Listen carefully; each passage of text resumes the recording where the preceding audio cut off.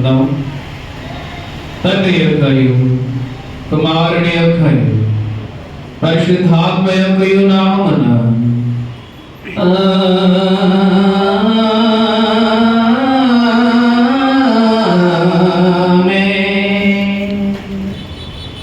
నీ వెలుగును నీ సత్యముల బయలుదేర చేయము. అవి నాకు త్రోవ చూపును. అవి నీ పరిశుద్ధ పర్వతములకును నీ నివాస స్థలములకును నన్ను తోడుకొనవచ్చును. అప్పుడు నేను దేవుని వలె పీఠమనందకు నాకు ఆనంద సంతోషములు కలుగు చేయు. దేవుని ఎదుకు చేరదను. దేవా నా దేవా సితారా వాయించుచు నీకు కృతజ్ఞతాస్తుతులు చెల్లించెదను. ప్రభునందు ప్రియులారా, యథార్థ హృదయముతో మన తండ్రి అయిన దేవుని సమీపించి ఆయన ఎదుట మన పాపములకు మన ప్రభు అయిన యేసు క్రీస్తు పేరిట మనకు క్షమాపణ దయచేయమని వేడుకొందాము. ప్రభు నామము వలననే మనకు సహాయము కలుగుచున్నది.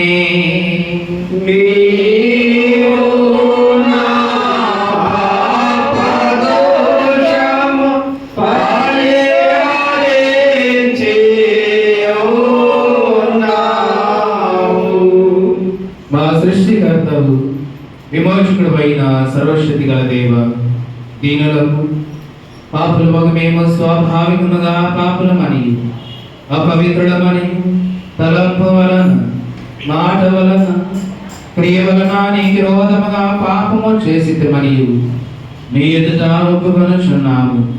కావున మేము మా ప్రభువైన యేసుక్రీస్తు నిమిత్తమున నీ కృపను వెదకుచు వేడుకొనొచ్చు. మితి లేని కనికరము గల నీ యొద్దకు ఆశ్రమలపై వచ్చుచున్నాము. మా కొరకు చనిపోవటకు నీ చనితేకు మారించి మిగుల మమ్మల్ని కనికరించి ఆయన నిమిత్తమున మా సమస్త పాపములను క్షమాపణ దయచి దేవుని కృప చేత నిత్య జీవం పొందినట్లు నిన్ను గూర్చి నీ చిత్తమును గూర్చి సరైన జ్ఞానమును నీ వాక్యమును కలిగిన నీ పరిశుద్ధాత్మను వృద్ధి పొందింపమని మా ప్రభువైన యేసుక్రీస్తు ద్వారా వేడుకొనుచున్నాము. ఆమేన్. మన పరలోకపు తండ్రియగు సర్వశక్తి గల దేవుడు మనలను కనికరించి మన కొరకు చనిపోవటకై తన ఏక కుమారుడిచ్చి ఆయన మూలమున మన పాపములన్నింటినీ క్షమించుచున్నాడు. ఆయన నామమున శ్వాసముంచు వారికి దేవుని కుమారుడు అధికారం ఇచ్చుచు వారికి తన పరిశుద్ధాత్మను అనుగ్రహించెను. నమ్మి బాప్తిస్మ పొందిన వాడు రక్షింపబడదు. ఓ ప్రభువా, ఈ రక్షణ అందరికీ దయచేయు.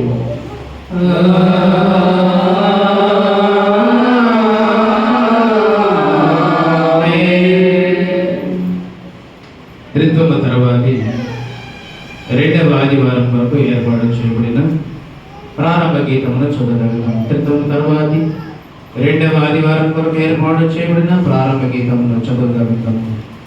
యెహోవా నన్ను ఆదుకొనెను, విశాలమైన స్థలమునకు నన్ను తోడుకొని వచ్చెను. నేను ఆయనకు ఇష్టడను కనుక ఆయన నన్ను తప్పించెను. యెహోవా నా మూలమా నేను నిన్ను ఎంతో ప్రేమించుచున్నాను. యెహోవా నా శైర్యము నా కోటనై ఉన్నాడు. తండ్రి కుమారునికి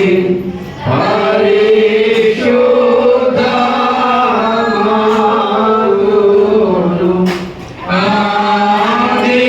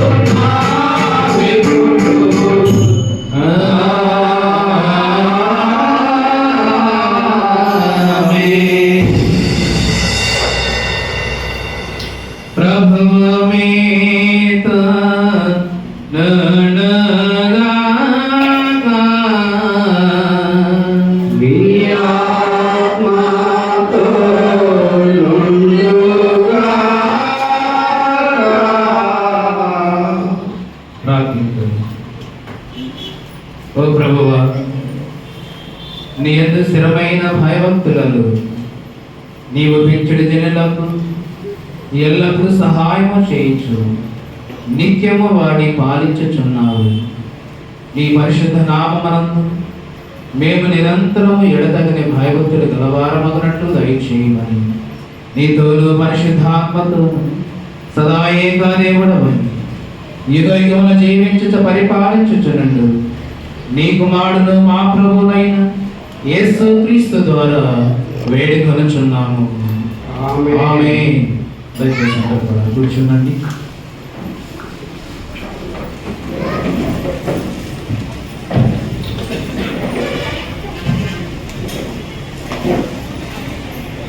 ప్రభునందు ప్రియమైన దైవనీయ సంగమ ప్రియులారా, క్రితం తర్వాతి రెండవ ఆదివారం వరకు ఏర్పాటు చేయబడిన పరిశుద్ధ గ్రంథం నుండి దైవలేఖన భాగమును చదువుదాము. మొదటిగా పాత నిబంధన సాక్ష్యవాదముగా సామెతల గ్రంథము 9వ అధ్యాయము మొదటి నుండి 10 వచనాలు కలిగిన లేఖన భాగం చదువుతున్నాం. సామెతల గ్రంథము 9వ అధ్యాయము మొదటి నుండి 10 వచనాలు కలిగిన లేఖన భాగమును మన మధ్యలో ఉన్నటువంటి జాన్ పీటర్ గారు పాత గ్రంథ పాఠ్య భాగాన్ని చదివించాలని వారిని ఆహ్వానిస్తున్నారు. సామెతల గ్రంథము 9వ అధ్యాయము మొదటి నుంచి 10 వచనాల వరకు.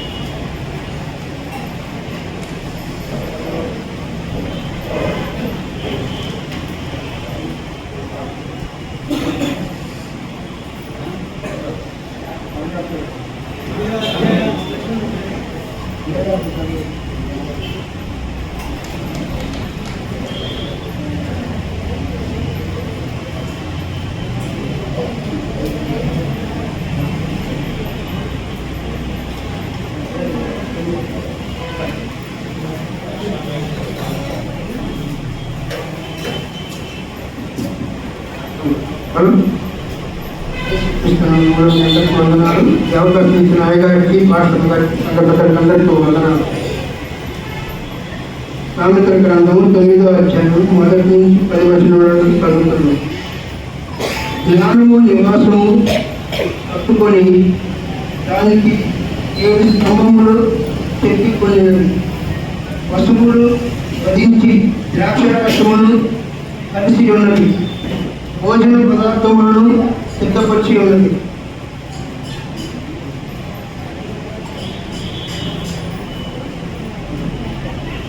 తన పరిగెత్తుల చేత జనులను నడిపినది.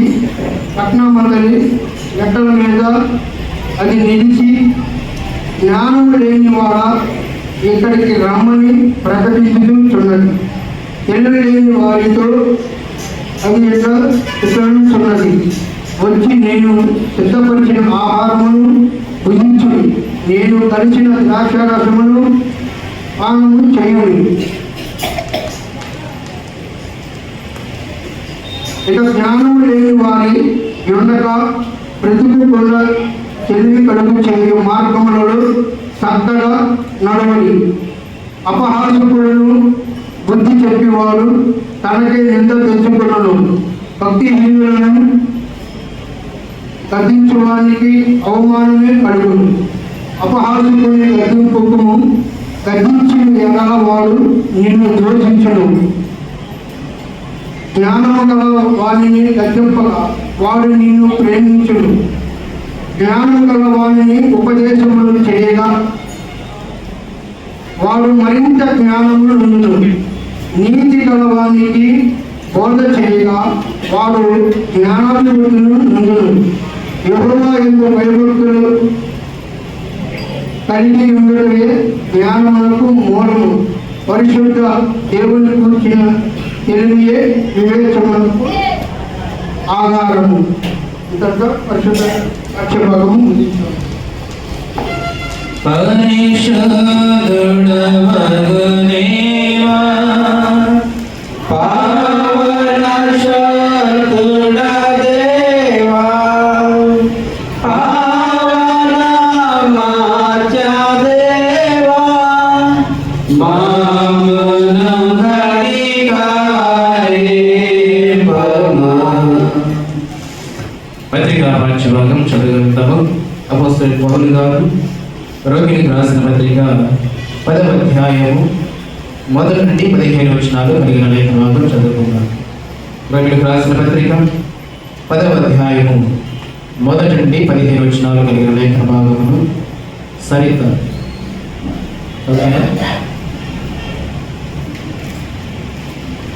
మా చదువుతారు మేము సరిత లేదా లలిత లలిత రోమపత్రిక 10వ అధ్యాయము 1 నుండి 15 వచనాల వరకు చదువుకుందాం.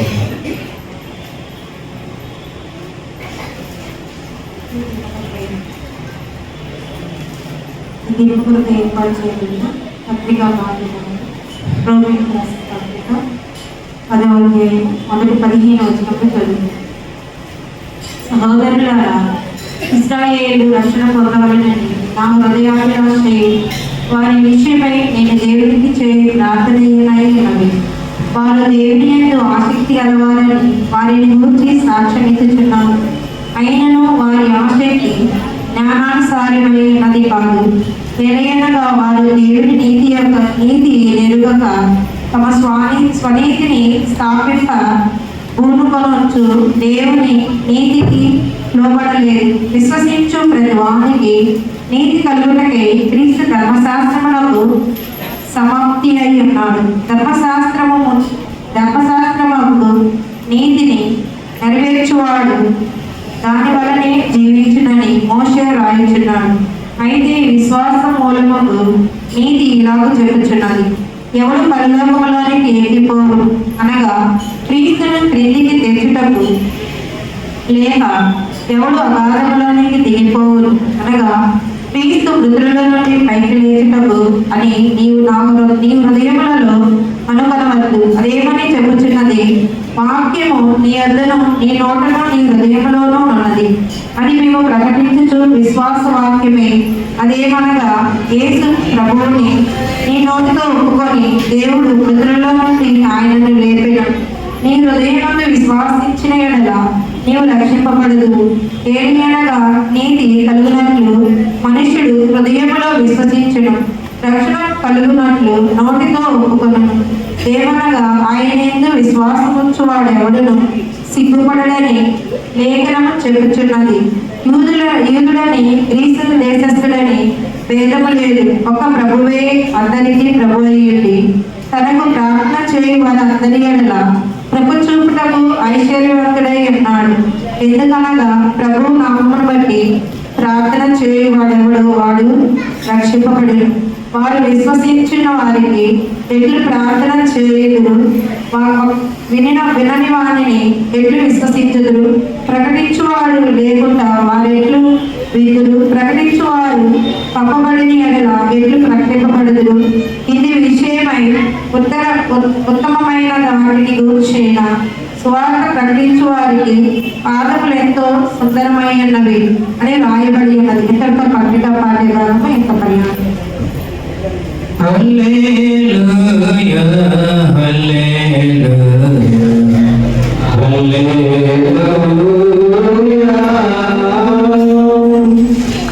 సువార్త పాఠ్యభాగం చదవగలుగుతాము. పరిశుద్ధైన మత్తయి గారు రాసిన సువార్త పాఠ్యభాగము 9వ అధ్యాయము 9 నుండి 13 వచనాలు కలిగిన లేఖన భాగమును హేమలత చదవనిస్తాను. మత్తయి సువార్త 9వ అధ్యాయం 9 నుంచి 11 వచనాల వరకు లేఖనాన్ని హేమలత చదివి వినిపిస్తుంది.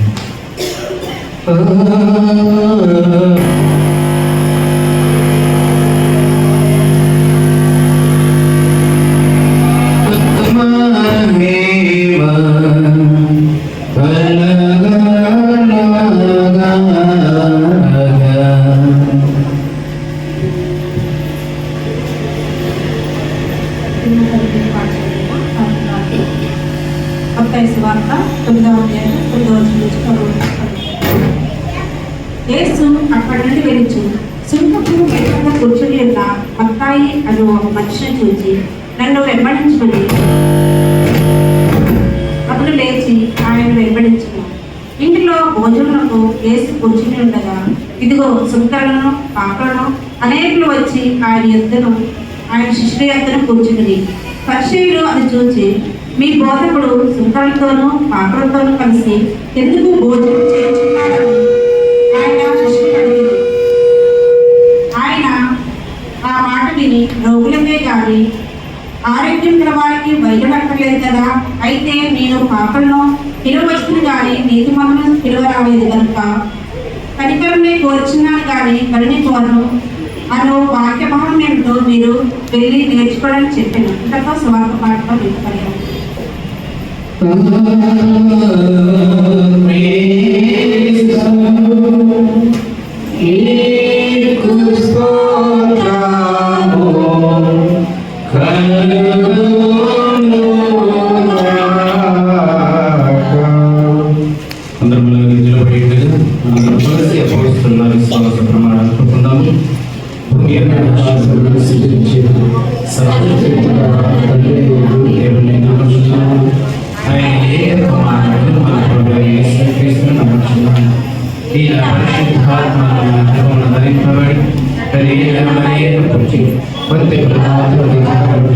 శ్రమపడి సిలువవేయబడి చనిపోయి సమాధి చేయబడి చనిపోయిన వారి నుండి 3వ దినం లేచి పరలోకమునకు సర్వశక్తి గల తండ్రి దేవుడి కుడి చేతుల వైపున కూర్చుని ఉన్నాడని సజీవులను మృతులను తీర్పు చేయడం అక్కడ నుండి వచ్చిన నేను నమ్ముచున్నాను. పరిశుద్ధాత్మను నమ్ముచున్నాను. పరిశుద్ధ క్రైస్తవ సంఘమును పరిశుద్ధ సహవాసమును పాపక్షమాపణై శరీర పునరుద్ధానమును నిత్య జీవమునని నమ్ముచున్నాను. ఆమేన్. దయచేసి కూర్చున్నది.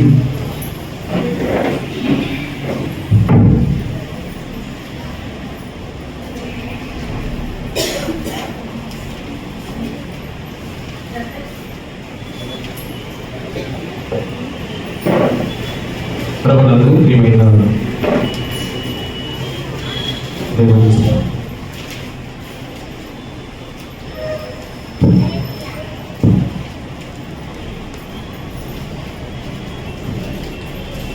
చరిత్ర తర్వాత 2వ ఆదివారం కొరకు చదవబడినటువంటి పాఠశాల నుండి మనందరం కూడా 10 నిమిషాలు దైవ సందేశాన్ని ధ్యానం చేయబోయే ముందుగా సమీపంలోని మరొక ప్రత్యేకమైన కీర్తనతోని దేవుడి నామాన్ని మహిమపరుచుకుందాము.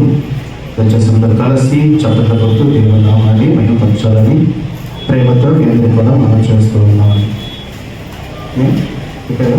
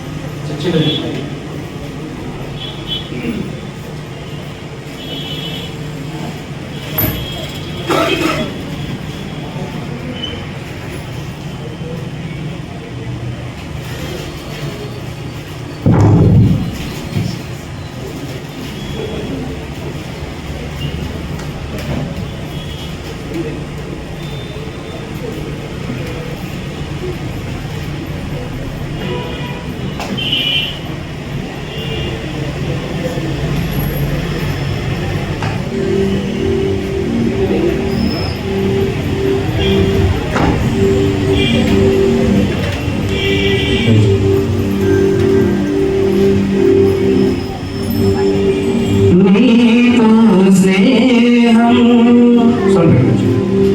నాకు ప్రాణం, నాతో బంధం అది నీ త్యాగం. మిత్రమా నా మిత్రమా, చిత్రమా ఇది నీ చిత్రమా.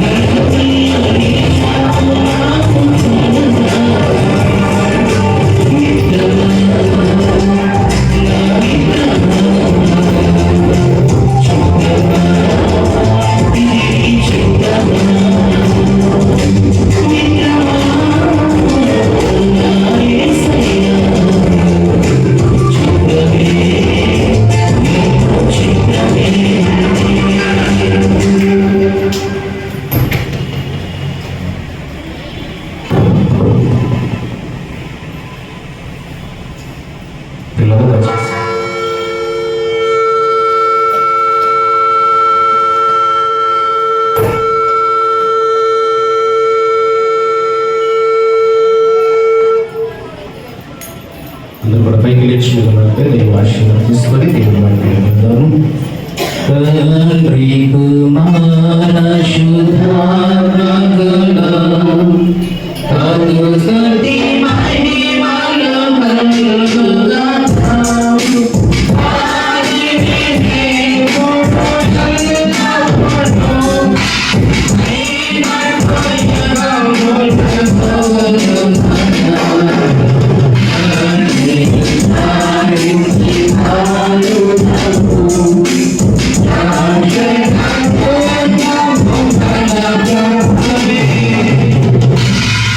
మన తండ్రి అయిన దేవుని నుండి ప్రభు యేసుక్రీస్తు వారి నుండి కృపా సమాధానములు మీకు కలుగును గాక.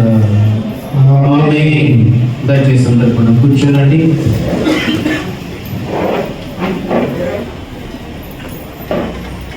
ప్రభునందు ప్రియమైన దేవుని సంతమా ప్రియులారా, మధ్యాహ్న కాల సమీపంలోని మీ అందరికీ కూడా ముందుగా మన ప్రభువును రక్షకుడైన యేసుక్రీస్తు వారి ప్రశస్త నామమున మీ దర్శనాలు హృదయపూర్వకమైన వందనాలు చెల్లించుకుంటున్నాను. ప్రియులారా, త్రిత్వము తర్వాతి రెండవ ఆదివారంలోని దేవాది దేవుడు మరి ఒకసారి మనందరూ కూడా సంగముగా సమకూర్చి తన ఉన్నతమైన నామాన్ని కుమారుడైనటువంటి యేసుక్రీస్తు ద్వారా ఆయనను ఆరాధించడానికి గణపరచడానికి మనకి ఇచ్చినటువంటి శ్రేష్టమైన సమయాన్ని బట్టి మనమందరం కూడా సృష్టికర్తమైన యెహోవాకు హృదయపూర్వకమైనటువంటి కృతజ్ఞతాస్తుతులు చెల్లించేవారు ఉండాలి. పిల్లల చదువుకున్నటువంటి పాఠ్యభాగం నుండి కొన్ని మాటలు మనం ఆలోచన చేయగలిగితే ఈ రోజున మన యొక్క ప్రాముఖ్యమైనటువంటి 3 పాఠ్యభాగాల్లో సారాంశాన్ని పరిశీలన చేయగలిగినట్లయితే జ్ఞానము పిలుస్తుంది. ఏంటంటే ఈరోజు మన అంశము జ్ఞానము పిలుస్తుంది. పిల్లల ఈ సందర్భాన్ని ప్రాముఖ్యంగా ఈ సమయాన్ని మనం ఆలోచన చేయగలిగినట్లయితే ఏంటి జ్ఞానము పిలువటం ఏంటి, జ్ఞానం అనగా ఎవరిని పిలుస్తున్నారు అనే విషయాన్ని మనం కొన్ని నిమిషాలు పరిశీలన చేయగలిగితే ఈరోజు భూమి మీద ఉన్నటువంటి క్రైస్తవ సమాజంలో చాలా మంది ఉన్నటువంటి క్రైస్తవ సమాజంలో ఈరోజు ప్రపంచానికి నేర్పించినటువంటి సందేశం ఏంటంటే చాలా మంది తండ్రి తల్లి తల్లి తండ్రి గురువు చివరిని ఏమంటారు చెప్పాలి, తెలుసు కదా ఇవన్నీ కూడా తల్లి తండ్రి గురువు దైవం. మొదట తల్లి, తర్వాత తండ్రి, తర్వాత గురువు, లాస్ట్లో ఎవరు దేవుడు. లాస్ట్లో దేవుడు, ముందు తల్లి, తర్వాత తండ్రి, తర్వాత గురువు, తర్వాత లాస్ట్. కానీ ఇదే కదా ఈరోజు ఈ సమాజానికి ఇచ్చినటువంటి హితబోధ తల్లి తండ్రి గురువు దైవం. చివరిలో ఎవరు పెట్టారు? దేవుడు పెట్టారు. చివరిలో ఉన్నటువంటి ఆ దేవుడే మొదటి వాడు కాకపోతే తల్లి ఎక్కడి నుంచి వస్తుంది, తండ్రి ఎక్కడి నుంచి వస్తాడు, గురువు ఎక్కడి నుండి వస్తాడు? తల్లి తండ్రి గురువు దైవం అని దేవుని లాస్ట్ ప్లేస్కి ఇచ్చారు, లాస్ట్ స్థానంలో పెట్టేశారు. వాస్తవం అంటారు, అది కరెక్టేనా మాట? ఇప్పుడు ఆ సెంటెన్స్ కరెక్టేనా అంటారు అది మాట? లాస్ట్లో దేవుని స్థానాన్ని చివరికి ఇచ్చేశారు.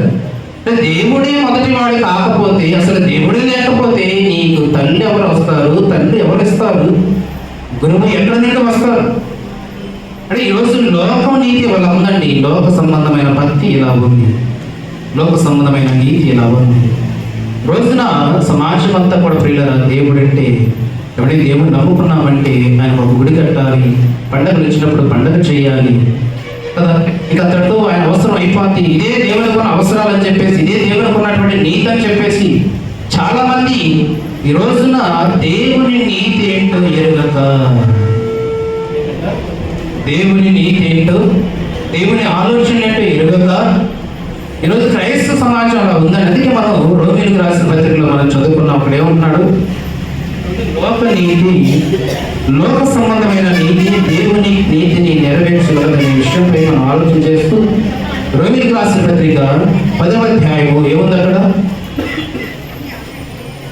2-3 వచనాలు. వారు దేవుని యందు ఆసక్తి గలవారని వారి గురించి సాక్ష్యం ఇచ్చుచున్నాను, అయినను వారి ఆసక్తి జ్ఞానానుసారమైనది కాదు. ఏదైనగా వారు దేవుని నీతి నెరుగక తమ స్వనీతిని స్థాపింపబోనుకొనుచు దేవుని నీతికి లోబడలేదు. ఎవరున్నారు ఇక్కడ? ఇశ్రాయేలు ప్రజల గురించి అపోస్తలుడైన పౌలు గారు చెబుతూ, సహోదరులారా, ఇశ్రాయేలు రక్షణ పొందవలనని నా హృదయాభిలాషయు వారి విషయమై నేను దేవునికి చేయి ప్రార్థన ఉన్నది. అయినను వారి భక్తి వాక్యానుసారంగా లేదు, గానానుసారమైనది కాదు. వారి నీతి, వారు నేర్చుకున్నటువంటి భక్తి కానీ, వారు చేస్తున్నటువంటి పరిచర్య కానీ, వారు దేవుని పట్ల ఉన్నటువంటి ఎవరి సహవాసం కానీ ఎలా ఉందంట? వారు స్వనీతిని ఆధారం చేసుకొని చేస్తున్నారు తప్ప అది వాక్యానుసారమైనది కాదు. దేవుని నీతికి లోబడలేదు, దేవుని వాక్యానుసారంగా లేదు. భక్తి ఉంది, ఆసక్తి ఉంది, దేవుడు అంటే ఆసక్తి ఉంది, ప్రార్థన అంటే ఆసక్తి ఉంది, పరిచర్య అంటే ఆసక్తి ఉంది, దేవుని మందిరం అంటే ఆసక్తి ఉంది. కానీ ఈ ఆసక్తి ఎలా ఉందంటే, ఈ ఆసక్తి జ్ఞానానుసారమైనది కాదు. వారు స్వనీతిని స్థాపింపడానికి పూనుకుంటున్నారు. వారి పేరు కొరకే, వారి ప్రఖ్యాత కొరకే వారు చేసే భక్తి అంతా కూడా దేవునికి అనుకూలంగా లేదు, దేవునికి ఇష్టమైనదిగా లేదు. అందుకే ప్రియులారా, ఈ రోజున అక్కడ పౌలు గారి యొక్క వేదన, యేసుక్రీస్తు మనకు వచ్చిన తర్వాత, మరణం పొందిన తర్వాత, సిలువ వేయబడిన తర్వాత, 3వ దినాన తిరిగి లేచిన తర్వాత, 40 దినాలు అందరికీ కనిపించిన అనేకమైన అద్భుతాలు జరిగించిన తర్వాత కూడా, అంటే ప్రత్యక్షంగా చూసిన కనులారా క్రీస్తు యొక్క త్యాగాన్ని చూసినప్పటికీ ఇశ్రాయేలుకి ఏమీ లేదట, రక్షణ లేదు. ధర్మశాస్త్రానికి లోబడి ఉన్నారు, వాడు ధర్మశాస్త్ర సంబంధమైన క్రియలే జరిగిస్తూ ఉన్నారు. ఇది యేసుక్రీస్తు వారి ఎంత త్యాగం వారి కొరకు జరిగించినప్పటికీ, యేసుక్రీస్తు వారు మరణం పొందినప్పటికీ, శిలువ వేయబడినప్పటికీ, సమాధిని తిరిగి లేచి 3వ దినాన ప్రత్యక్షమై 40 దినాలు అనేక ప్రజల మధ్య అనేక అద్భుత కార్యాలు జరిగించి చేసినప్పటికీ ఇశ్రాయేలు ప్రజలు ఏమంటున్నారంటే, వాళ్ళు ధర్మశాస్త్రానికి లోబడిన వారై వారి పితరులు చేసినటువంటి పితృపరమైనటువంటి ఆచారాలను, సంప్రదాయాలను వారు భక్తిగా కొనసాగుతున్నటువంటి కాలం. అందుకే పౌలు గారు అంటున్నాడు ఈ మాట, ఇశ్రాయేలులందరూ కూడా రక్షణ పొందవలనని నా హృదయాభిలాష. నేను వారి కొరకు ప్రార్థిస్తున్నాను. ఎందుకంటే వారు చేస్తున్నదే భక్తి అనుకునే భ్రమలో వారు ఉన్నారు. బలుల ద్వారా, జంతువుల ద్వారా, పక్షుల ద్వారా అర్పించబడినటువంటి రక్త రక్షణ ద్వారా పాప క్షమాపణ కలుగుతుందనే విషయం ధర్మశాస్త్రం ఉన్నప్పటికీ ఈ ధర్మశాస్త్రము పరిపూర్ణమైనటువంటి రక్షణ ఇవ్వలేనటువంటి స్థితిలో ఉన్నది. అందుకే ధర్మశాస్త్రాలను సమాప్తి చేయడం వల్ల యేసుక్రీస్తు వారి లోకానికి వచ్చి, ఏదైతే ధర్మశాస్త్రము పరిపూర్ణమైనటువంటి రక్షణ, పరిపూర్ణమైనటువంటి ప్రక్షాళన కలిగించలేనటువంటి స్థితిలో ఉన్నదో అలాంటి ధర్మశాస్త్రాన్ని నెరవేర్చి యూదులను లేదు, గ్రీసు దేశస్తులను లేదు, ప్రతి ఒక్కరికి రక్షణ భాగ్యము సమకూర్చాలని యేసుక్రీస్తు వారి లోకానికి వచ్చి తన శరీరాన్ని, తన దేహాన్ని, తన అంతటి సమస్తాన్ని కూడా త్యాగం చేసి మరణాన్ని జయించి తిరిగి పరలోకానికి వెళ్ళిపోయిన తర్వాత కూడా ఇశ్రాయేలు ప్రజలు ఇంకనూ ధర్మశాస్త్రానికి లోబడి మాకు నేర్పించిన భక్తి అది, మా పితరులు మాకు ఇచ్చినటువంటి సిద్ధాంతం అదే, మోషే ద్వారా మాకు ఇచ్చినటువంటి వాగ్దానం అదే అని చెప్పేసి అదే భక్తిలో, అంటే వారు స్వనీతిని స్థాపింపబోనుకుంటూ అన్నారు కదా. అది ఎవడు వారు దేవుని యొక్క ఆసక్తి గలవారని వాడి గురించి సాక్ష్యం ఇచ్చుతున్నాను. ఎవరికి వచ్చి? ఇశ్రాయేలు గురించి. దేవుడు అంటే మంచి ఆసక్తి ఉంది, దేవుడి పండుగలంటే ఆసక్తిగా చేస్తారు, దేవుడి కార్యక్రమాలు ఆసక్తిగా జరిగిస్తారు.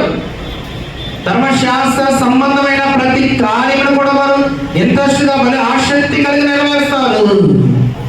అయితే వారి ఆసక్తి ఎలా ఉందంట? జ్ఞానానుసారమైనది కాదు. వారికి నచ్చినట్లు వారు భక్తి చేసుకుంటారు, వారికి నచ్చినట్లు వారు కార్యక్రమాలు జరిగించుకుంటారు, వారికి నచ్చినట్లు వారు పండుగలు ఆచరిస్తూ ఉన్నారు. దేవుని నీతిని వారు ఎరగలేదు, దేవుని కార్యక్రమాలు వారు ఎరగలేదు. అందుకే దేవుడు అక్కడ ఉంటున్నాడు, వారు దేవుడి ఆసక్తి కలవారని వారి గురించి సాక్ష్యం ఇచ్చుతున్నారు. ఐదను వారి ఆసక్తి జ్ఞానానుసారమైనది కాదు. ఎందుకనగా వారు దేవుని నీతిని ఎరగక తమ స్వనీతిని స్థాపింపబోనుకొనుచున్నారు. దేవుని నీతి, వారు దేవుని నీతికి లోపడలేదు. అంటే దేవునికి కూడా ఒక నీతి ఉందా? మనుషులకి మాత్రమేనా నీతి? దేవుడికి కూడా ఉందంటే దేవుడికి కూడా నీతి ఉంది. ఏంటి దేవుని నీతి అంటే? అబ్రహాము గురించి అంటాడు కదా రోమిలికి రాసిన పత్రికలో. అబ్రహాము దేవుని నమ్మిన అది దేవునికి ఎలా ఎంచబడిందంట? అబ్రహాము దేవుని నమ్మాను, అది దేవునికి నీతిగా, అంటే నమ్మటం వరకు నమ్మితేనే నీతిగా ఎంచబడతా. మరి మనం కూడా నమ్మాము ఆ దేవుణ్ణి. అంటే అబ్రహాం అప్పుడే నమ్మాడు ఏంటి దేవుణ్ణి? అబ్రహాం అప్పుడే నమ్మాడు ఏంటి దేవుణ్ణి? ప్రజలందరూ కూడా దేవుని నమ్మారు కదా. ఆ రోజు ఇశ్రాయేలు ప్రజలందరూ కూడా దేవుని నమ్మారు కదా. మరి అబ్రహాము గారు నమ్మడాన్ని నీతిగా ఎంచినటువంటి దేవుడు అక్కడ ఏమండి? ఆలోచించాలి ఈ మాటలన్నీ కూడా. ఎందుకు వారు దేవుని నీతికి లోబడక వారు నీతిని ఆధారం చేసుకొని భక్తి చేస్తున్నారు? ఎందుకు వారి నీతి, వారి భక్తి వాక్యానుసారంగా జ్ఞానానుసారంగా లేదని దేవుడు పౌలు గారు ఇక్కడ మాట్లాడుతున్నాడంటే ఏమండి? అబ్రహాము నీతి అనగా ఏంటంట? నీతి అనగా అబ్రహాము దేవుని నమ్మాను, అది అతనికి నీతిగా ఎంచబడిన. అంటే అబ్రహాము మాత్రమే నమ్మాడు, అందరూ నమ్మారు, ప్రజలందరూ కూడా నమ్మారు. మనం కూడా దేవుని నమ్మాం. అబ్రహాము తప్ప అనేక మంది ప్రజలు దేవుని నమ్మారు. ఎందుకు మరి వారి విశ్వాసం నీతిగా ఎంచబడలేదు? ఎందుకు వారి నమ్మకాన్ని దేవుడు నీతిగా ఎంచబడలేదంటే అబ్రహాము నమ్మడానికి ప్రజలందరూ కూడా, అప్పుడు ఉన్నటువంటి ఇశ్రాయేలు ప్రజలందరూ కూడా నమ్మడానికి చాలా వ్యత్యాసం ఉందండి. ఏమండి? మనం దేవుని నమ్మితే ఆశతో నమ్ముతాం. ఎలా నమ్ముతాం మనం దేవుని? మన ఆశలు తీరాలని, మన కోరికలు తీరాలని, మన ఉద్దేశాలు నెరవేరాలని, మన ఆలోచన నెరవేరాలని. ఎవడి దేవుడు ఏదో ఒకటి నా పట్ల జరిగిస్తాడని ఆశతో మనం దేవుడిని నమ్ముతాం. అది మన నమ్మకం. కానీ అబ్రహాము గారి నమ్మకం ఏంటంట? ఆశతో కూడింది కాదు, త్యాగంతో కూడిన నమ్మకం. మన నమ్మకంలో ఆశ ఉంటుంది, అబ్రహాము గారి నమ్మకంలోని ఏముంటుంది? త్యాగం ఉంటుంది. ఏ త్యాగము? తన కుమారుడు కూడా ఇవ్వడానికి సిద్ధపడినటువంటి విశ్వాసంతో బ్రతికాడు అబ్రహాము గారు. ఒకడైనటువంటి తన కుమారుడు కూడా వెనకాడలేదు ఇవ్వడానికి. ఎన్నో సంవత్సరాల తర్వాత గర్భఫలం లేనటువంటి పరిస్థితులు ఉన్నప్పుడు గర్భఫలాన్ని ఇచ్చాడు. మళ్ళా ఇచ్చినటువంటి కుమారుని బలిగా ఇవ్వమని దేవుడు అడిగినప్పుడు క్షణం కూడా ఆలోచన చేయకుండా తన కుమారుడు వెంట పెట్టుకొని దేవునికి బలి అర్పించడానికి తీసుకెళ్ళాడు. ఏంటి ఆ ధైర్యం ఏంటి? ఆ నమ్మకం ఏంటి? ఆ విశ్వాసం ఏంటి? అందుకే అబ్రహాము దేవుని నమ్మాను, అది ఆయనకు నీతిగా ఎంచబడిన. మన నీతి మన నమ్మకం నీతిగా ఎంచబడతా లేదు. ఆశలు మనం ఏది చేసినా మన కోరికలు తీరాలి, మన ఆలోచన తీరాలి, మన ఉద్దేశం నెరవేరాలి. ఆ నమ్మకంతో, ఆ విశ్వాసంతో మనం దేవుని నమ్ముకుంటాం. ఆ ఉద్దేశంతో మనం దేవుని ఎందుకు వస్తాం? అబ్రహాము గారు నమ్మడానికి మనం నమ్మడానికి చాలా తేడా. అందుకే అబ్రహాము గారు నమ్మకాన్నేమో నీతిగా ఇచ్చాడు దేవుడు. మన నమ్మకమేమో వాక్యానుసారమైనది కాదు, జ్ఞానానుసారమైనది కాదండి. మీరు మీ స్వనీతి కొరకు ప్రాధాన్యపడుతున్నారు, మీరు మీ స్వనీతి కొరకు దేవుడి దగ్గరకు వస్తున్నారు, మీరు మీ అవసరాల కొరకు దేవుడి దగ్గరకు వస్తున్నారు. మీ జీవితంలో ఏదైనా దేవుడి కొరకు త్యాగం చెయ్యాలనే ఉద్దేశంతో మీరు దేవుడి దగ్గరకు రావట్లేదు. అలా నమ్మకలేదు మీరు దేవుణ్ణి. దేవుని దగ్గరికి వెళితే ఏదైనా మనం అనుకున్న ఆలోచన, మనం అనుకున్న కోరికలు తీరుతాయేమనే ఆలోచనతో మీరు దేవుని దగ్గరకు వస్తున్నారు కనుక అది మీ స్వనీతి. ఏమన్నాడు దాన్ని దేవుడు? ఏంటంటే అది మీ స్వనీతి. అది మీ స్వనీతిని ఆధారం చేసుకుని నా దగ్గరకు వస్తున్నారు, నన్ను ఆరాధిస్తున్నారు. మీ స్వనీతిని ఆధారం చేసుకున్నట్టుకి మార్కు సువార్త 7వ అధ్యాయము 7వ వచనంలో ప్రియుడు మాట్లాడు. మార్కు సువార్త 7వ అధ్యాయం మాకు మాట చూడప్పుడు ఏమంటాడు?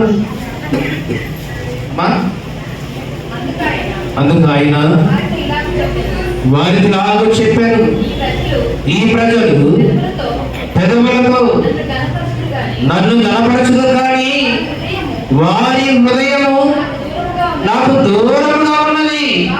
వారు మానవులు కల్పించిన పద్ధతులు దైవోపదేశములని బోధించుచు నన్ను వ్యర్థముగా ఆరాధించుచున్నారు అని వ్రాయబడినట్టు వేషధారుడైన మిమ్మల్ని గురించి యెషయా ఈ మాటలు ప్రవచించాడు కదా. మీ గురించి ఈ మాట ప్రవచించాడు యెషయా గారు. మీ నిమిత్తమే కదా యెషయా గారు ఈ ప్రవచనాన్ని తెలియజేశాడు. మీ భక్తి, మీ విశ్వాసము, మీ నీతి, స్వనీతి మీ అవసరాల కొరకు, మీ కోరికల కొరకు, మీ ఉద్దేశాలు నెరవేర్చడం కొరకు దేవుని దగ్గరికి వెళితే ఈ ఆశలు నెరవేరుతాయి, ఈ కోరికలు తీరుతానే ఉద్దేశంతో నన్ను నమ్ముకున్నారు. కానీ నా కొరకు మీరు దేనిని నేను త్యాగం చేయడానికి సిద్ధపడ్డారా? లేదు. దేనిని ఎదుర్కోవడానికి ఇష్టపడ మనం దేవుని కొరకు, పరిచర్య కొరకు మన జీవితంలో మనం దేనినైనా ఎదుర్కోవడానికి ఇష్టపడం. కానీ దేవుని యొక్క నుండి మాత్రం సమస్తం మనకు కావాలి. ఏమంటారు దీన్ని? స్వనీతి కదండి ఇది, స్వార్థం కదండి ఇది. నీ కొరకు అంత త్యాగం చేసి, మరణాన్ని జయించి, ఎవరి అవమానాలు పొంది, ఎన్నో నిందలు భరించి, ఏ నేరము లేకపోయినా, పాపం లేకపోయినా, పాపుగా ఉన్నటువంటి మన కొరకు, నీ కొరకు, నా కొరకు సమస్తాన్ని కూడా ధారపోసి చివరికి తన చివరి రక్తపు బొట్టు కూడా చిందించి, ఈ లోకంలో ఏది కూడా ఆశించకుండా తన ప్రాణాన్ని త్యాగం చేసినటువంటి ఆ దేవుని కొరకు నువ్వేం త్యాగం చేయాలో ఆలోచన చేయక, నీ స్వనీతిని ఆధారం చేసుకొని దేవుని దగ్గరికి వెళితే నాకు ఏమో వస్తాయి, దేవుని దగ్గర వెళితే నా కోరికలు నెరవేరుతాయి, దేవుని దగ్గర వెళితే నా అవసరాలు తీరుతాయి, నెరవేరుస్తాడు. మొదట నీవు ఏమి కాదు, ఆయన నీతిని, రాజ్యం, అది వెతుకు. దేవుని మనసు ఏంటో అర్థం చేసుకో, దేవుడు ఏమైనాడో తెలుసుకో. అందుకన్నాడు, ఈ మనుషులు పితరులతో నన్ను గణపరుస్తున్నారు, కానీ వారి హృదయము దూరముగా ఉంది, వ్యర్థముగా ఆరాధిస్తున్నారు నన్ను, నా నీతికి లోబడలేదు. వారి భక్తి, వారి ప్రార్థన, వారి వాక్యము, వారి ప్రవర్తన వాక్యానుసారంగా లేదు, జ్ఞానానుసారంగా లేదు. వారికి నచ్చినట్లు చేసుకుంటూ అదే దేవుని భక్తి అని, అదే దేవుని నీతి అని, దేవుని నీతికి లోబడలేదు. ఇంత మంచి మాట అన్నాడు అక్కడ. ఏమండి, రోమిలకు రాసిన పత్రిక మరొక మాట మరొకసారి మనం చదువుకున్నాం. ఏమన్నాడు? వాడు దేవుని నీతి తిరగదా, చదవండి ఆ మాట మరొకసారి. 9వ అధ్యాయం 10వ అధ్యాయం. వారు దేవుని ఎంతో ఆసక్తి గలవారమని వారి గురించి సాక్ష్యం ఇస్తున్నాను, అయినను వారి ఆసక్తి దానానుసారమైనది కాదు. ఏదైనగా వారు దేవుని నీతి తిరగక తమ స్వనీతిని స్థాపింపబోనుకొనొచ్చు, దేవుని నీతికి లోబడలేదు. విశ్వసించు ప్రతి వారికి నీతి కలుగుటకై ఇదిగో క్రీస్తు ధర్మశాస్త్రములకు సమాప్తి అయి ఉన్నాడు. ఎప్పటికీ చేయలేనటువంటి ధర్మశాస్త్రం, ఎప్పటికీ మనిషికి పరిపూర్ణమైనటువంటి పక్షాలు ఇవ్వలేనటువంటి ధర్మశాస్త్రాన్ని పరిపూర్ణంగా నెరవేర్చి ఆ క్రీస్తును ఒప్పుకున్న వాడికి, ఆ క్రీస్తును విశ్వసించిన ప్రతి వాడికి నీతి కలగటం కొరకై, నీతిమంతులుగా తీర్చడం కొరకై యేసుక్రీస్తు వారి లోకానికి వచ్చిన సందర్భాన్ని మనం చూస్తూ ఉన్నాం. అందుకే అక్కడ చెబుతూ మరొక మాట కూడా అన్నాం. ధర్మశాస్త్రం మోషే రాయించున్నాడు. ధర్మశాస్త్ర మూలము నీతిని నెరవేర్చువాడు దాని వలననే జీవించినట్టు మోషే రాయించున్నాడు. అయితే విశ్వాస మూలము నీతి లాగా చెప్పుచున్నది, ఎవడు పరలోకములకు ఎక్కిపోవును అనగా క్రీస్తుని క్రిందకు తెచ్చడం, లేక ఎవడు ఆరుగులకు దిగిపోవును అనగా క్రీస్తుని మృతుల పైకి తెచ్చుటకు నీవు నీ హృదయం నడపవద్దు. అదేమని చెప్పుచున్నది, వాక్యము నీ యొద్దను, నీ నోటను, నీ హృదయంలో ఉన్నది, అది మేము ప్రకటించు విశ్వాస వాక్యమే. అదేమనగా యేసు ప్రభువు అని నీ నోటితో ఒప్పుకొని దేవుడు మృతులలో నుండి ఆయన లేపనని నీ హృదయమందు విశ్వసించిన యెడల నీవు రక్షించబడదవు. ఏలియనగా నీతి కలిగినట్లు మనిషి హృదయంలో విశ్వసించాలి, రక్షణ కలిగినట్లు నోటితో. ధర్మశాస్త్రము మమ్మల్ని ఏదో చేస్తుంది, పాపం నుండి విడిపిస్తుంది, పరలోకానికి చేస్తుంటే అది జరిగే పని కాదు. ధర్మశాస్త్రం ఎప్పటికీ చేయలేని పని. తండ్రి అయినటువంటి దేవుడు తన కుమారుడు ధర్మశాస్త్రాన్ని సమాప్తం చేశాడు. ఇక మీరు నమ్మవలసిన ధర్మశాస్త్రాన్ని కాదు, ధర్మశాస్త్ర సంబంధమైన క్రియలు కాదు. యేసుక్రీస్తు మరణాన్ని నమ్మాలి, ఆయన పునరుత్థానాన్ని నమ్మాలి, ఆయన రక్షకుడిని నోటితో ఒప్పుకోవాలి, ఆయన మీరు హృదయమందు మీరు విశ్వసించాలి. అప్పుడు మాత్రమే మీకు పరలోకానికి ప్రవేశం. అంటే దేవుని నీతి వాక్యానుసారం, జ్ఞానానుసారమై ఉండాలి. మనం అనుకున్నట్లు చేస్తే భక్తి కాదు, మనం అనుకున్నట్లు చేస్తే అది ఎవరి దేవునికి అంగీకారం కాదు. భక్తి ఎలా చేయాలో, దేవుడితో సహవాసం ఎలా కలగాలో, దేవుడి జ్ఞానం ఎలా ఉండాలో, ఈ లోక సంబంధమైన జ్ఞానం ఎలా ఉంటుందో, పరలోక సంబంధమైన జ్ఞానం ఎలా ఉంటుందో, ఇవన్నీ కూడా మనం నేర్చుకొని భక్తి కలిగి జీవించాలి. అప్పుడే నీవు దేవుని నీతిని నెరవేర్చగలడు. అప్పుడే దేవుడి నీతికి నీవు లోబడటానికి అవకాశం ఉంటుంది. అందుకే ఇశ్రాయేలు ప్రజలు దేవుని నీతికి లోబడకపోవడానికి కారణం ఏంటంటే వారు చేసిన భక్తి జ్ఞానానుసారమైనది కాదు. వారు స్వనీతిని ఆధారం చేసుకుని బలులు ఇవ్వటమే భక్తి అనుకున్నారు, మందిరానికి వెళ్ళడమే భక్తి అనుకున్నారు, గుడులు కట్టడమే భక్తి అనుకున్నారు, ఎవరి విందులు భోజనాలు పెట్టడమే భక్తి అనుకున్నారు వాళ్ళు. ఇదే భక్తి అనుకున్నారు వాళ్ళు. అది కాదు దేవుని భక్తి, అది కాదు. త్యాగం చేసేది ఉండాలి, మీరు కోరుకునేది కాదు, మీ అవసరాలు తీర్చేది కాదు దేవుని భక్తి అంటే. అబ్రహాము దేవుని నీతికి ఎదిగించబడిందంటే త్యాగం చేయడానికి కూడా సిద్ధపడ్డాడండి అబ్రహాము. ఏమిచ్చావు నీ జీవితంలో, నువ్వు ఏం త్యాగం చేశావు దేవుడు? నిజంగా నువ్వు దేవుడిని ప్రేమిస్తే, దేవుడు అంటే నీకు ఏంటి అర్థమైతే, నీ జీవితంలో నువ్వు ఏ త్యాగం చేసావు దేవుని కొరకు, ఏ వదులుకోవడానికి ఇష్టపడ్డావు దేవుని కొరకు, ఏది వదులుకో. అన్నీ కావాలనే కోరుకుంటావు దేవుని ఎదురండి. ఇవన్నీ కావాలని కోరుకుంటే నీ 70-80 సంవత్సరాల జీవిత కాలంలో దేవుని కొరకు నువ్వు ఏది కూడా త్యాగం చేయడానికి ఇష్టపడకపోతే ఆ భక్తి, ఆ నీతి జ్ఞానానుసారమైనది కాదు అంటున్నాడు. చూడండి, జ్ఞానానుసారమైనది కాదు అంటున్నాడు. అందుకే మిమ్మల్ని జ్ఞానం కలిగి బ్రతకమంటున్నాడు, నీతి కలిగి బ్రతకమంటున్నాడు. దేవుని నీతి అంటే మీరు అర్థం చేసుకుని బ్రతకమంటున్నాడు. దేవుని కార్యం ఏంటో, దేవుని భక్తి ఏంటో, ఎవరి నిజమైనటువంటి నీతి న్యాయంతో కలిగి జీవించవలసినటువంటి విశ్వాసం కూడినటువంటి భక్తి ఏంటో మీకు అర్థం అవ్వాలంటే ప్రసంగి గ్రంథంలో ఏనాడు సాంఖ్య గ్రంథంలో జ్ఞానము లేనివాడా నా ఎదుకు వచ్చి నీవు జ్ఞానము నేర్చుకున్నాము. ఏమండి, దేవుని సంబంధమైన జ్ఞానము, ఈ లోక సంబంధమైన జ్ఞానం, ఈ రెండు కూడా ఎలా ఉంటాయి మనం చూడగలిగితే, వాక్యానుసారం మన భక్తి, మన నీతి జ్ఞానానుసారమైనది ఉండాలంటే ముందు దేవుని జ్ఞానం ఏంటో మనకు అర్థం కావాలి, ఈ లోక సంబంధమైన జ్ఞానం ఏంటో మనకు అర్థం కావాలి. దేవుని జ్ఞానం ఎలాంటిదంట? దేవుని జ్ఞానానుసారంగా నీ భక్తి ఉండాలంటే ముందు దేవుని జ్ఞానం ఎలాంటిదో మనకు అర్థం కావాలి. యాకోబు పత్రిక 3వ అధ్యాయం 17 చూడకుండా ఏమంటాడు?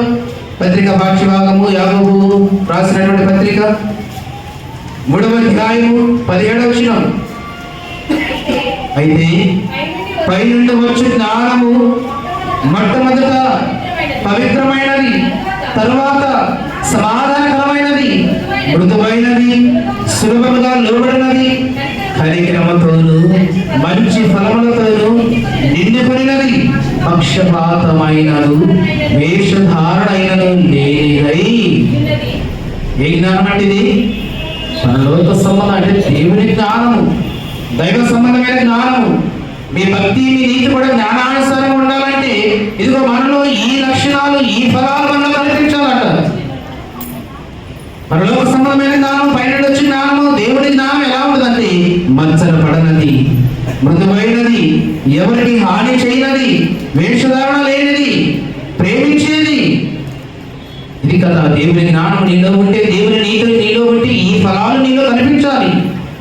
ఇవి లేకుండా నువ్వు చేసే భక్తి జ్ఞానానుసారమైన భక్తి కాదు. నీ స్వార్థ వరకు నువ్వు చేస్తున్నావు, నీ స్వనీతిని స్థాపించబడుకొనుచున్నావు నీవు. అందుకే నువ్వు దేవుని నీతికి లోబడట్లేదు, దేవుని జ్ఞానం నీకు అర్థం కాలేదు కదా, దేవుని నీతికి నీవు లోబడట్లేదు. దేవుని జ్ఞానం ఏంటంట? మృదువైనది, ఎవరికి హాని చేయనది, ప్రేమించేది, త్వరగా లోబడేది, పక్షపాతము చూపనిది. యేసుక్రీస్తు వారి ప్రేమ కూడా అదే కదండి. ఏ ఒకరి కొరకు కాదు కదా ఆయన చనిపోయింది, ప్రపంచ మానవాళ్ళందరికీ. వాడు యూదుడైన, గ్రీసు దేశస్థుడైన, ఎవడి ఇశ్రాయేలుడైనా, ఎవరైనా సరే అన్యుడైన ప్రతి ఒక్కరి కొరకు దేవుడు చనిపోయాడు. పక్షపాతం చూపించలేదు. ఇశ్రాయేలు వారి కొరకు మాత్రమే చనిపోవాలని పక్షపాతం చూపించలేదు. అందరి కొరకు తన ప్రాణం పెట్టాడు, అందరిని ప్రేమించాడు, అందరితో సహవాసం కలిగి జీవించాడు. పాపులతో, అదే మధ్య మనం చదువుకున్నాం కదా, ఏంటి సుఖంతో పాపులతో స్నేహం చేస్తున్నాడేంటి, వాటితో కలిసి భోజనం చేస్తున్నాడేంటి, వచ్చిందే వారి వల్ల కదా.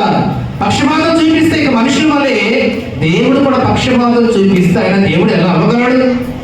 మనుషులు చూపిస్తారు కదండి పక్షపాతం, తనవాడు మనవాడు, మనుషుల పక్షపాతం ఉంటుంది, కానీ దేవుడిలోని పక్షపాతం ఉండదు. అదే దైవ సంబంధమైన జ్ఞానం అంటే. అందుకే మధ్య స్వార్థలు 9 అక్కడ ఏమన్నారు?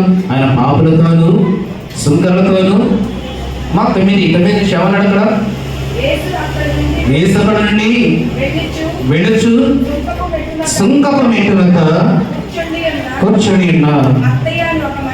మత్తయ్యను ఒక మనుష్యుడిని చూసి నన్ను వెంబడించమని అతనితో చెప్పగా అతడు లేచి ఆయనను వెంబడించెను. ఆయనను వెంబడించాడు. ఇంటిలో భోజనమునకు మా ఇంటిలో భోజనమునకు యేసు కూర్చుని ఉండగా ఇదిగో సుంకరులను పాపులను అనేకులు వచ్చి ఆయన యొద్దను ఆయన శిష్యుల యొద్దను కూర్చున్నది. పరిచర్యను చూచి ఇదిగో ఈ బోధకుడు సుంకరులతోను పాపులతోను కలిసి ఎందుకు భోజనం చేస్తున్నాడు? దేవుని కుమారుడు కదా ఈయన, పైన వచ్చిన వాడు కదా, నీతి మందుల పరిశుద్ధులను చెప్పుకుంటున్నాడు కదా. మరి అలాంటి వాడు ఇలాంటి వారితో సహవాసం చేయడం ఏంటి? ఇలాంటి వారితో భోజనం చేయడం ఏంటి? పాపులతోను సుంకలతోను ఎవరి వేయబడిన వారితో సహవాసం చేయడం ఏంటి? వాళ్ళతో భోజనం చేయడం ఏంటి? అది ఏ జ్ఞానం అండి? క్రీస్తు అసలు జ్ఞానం అంటే ఎవరు మనకు తెలియదు కదా. అసలు జ్ఞానము ఎవరై ఉన్నారంటే దేవుని కుమారుడైనటువంటి యేసుక్రీస్తు వారే దేవుని జ్ఞానమై ఉన్నాడు. ప్రతి రాసిన మొదటి పత్రికలో 1వ అధ్యాయము 24 వచనం ఒక మాట చూడండి. జ్ఞానం అనగా ప్రతి రాసిన మొదటి పత్రిక 1వ అధ్యాయం 24 వచనం ఏముంది అక్కడ? మా మాట చదువుకునే పోతాం. ప్రతి రాసిన మొదటి పత్రిక 1వ అధ్యాయము ఆయన యూదులకు ఆటంకముగాను అన్యజనులకు వెరితనముగాను ఉన్నాడు.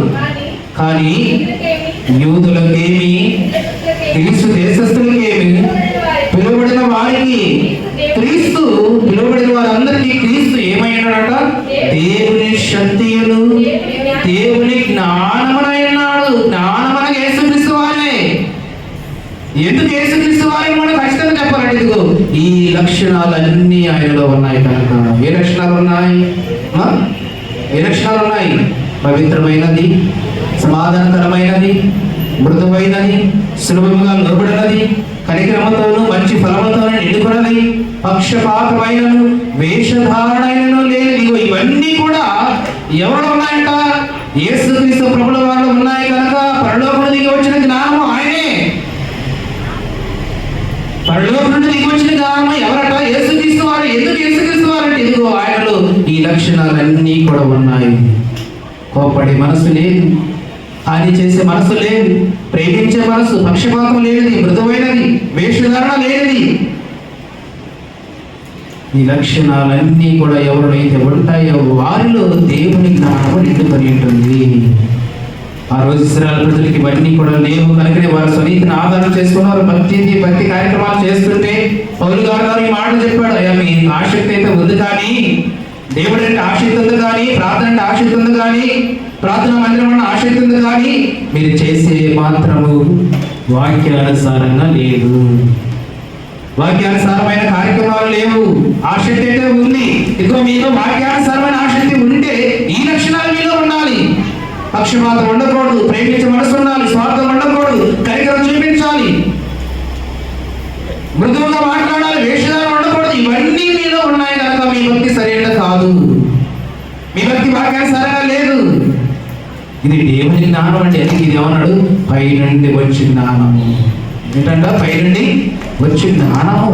ఈ లక్షణాలన్నీ కూడా క్రీస్తులో ఉన్నాయి కనుక అసలు జ్ఞానమునకు మూలాంశమే యేసుక్రీస్తు ప్రభుల వారు. మరి ఈ లోక సంబంధమైన జ్ఞానం ఎలా ఉంటుంది అంట? మన జ్ఞానం ఎలా ఉంటుంది కాబట్టి తెలుగు చూడండి. అదే అంటాడు యాకోబు రాసిన పత్రిక 3వ అధ్యాయం 15వ వచనం. ఈ జ్ఞానము 13వ వచనం చూడు. మీలో జ్ఞాన వివేకము గలవాడెవడు? 13 యాకోబు పత్రిక 3:13. మీలో జ్ఞాన వివేకము గలవాడెవడు?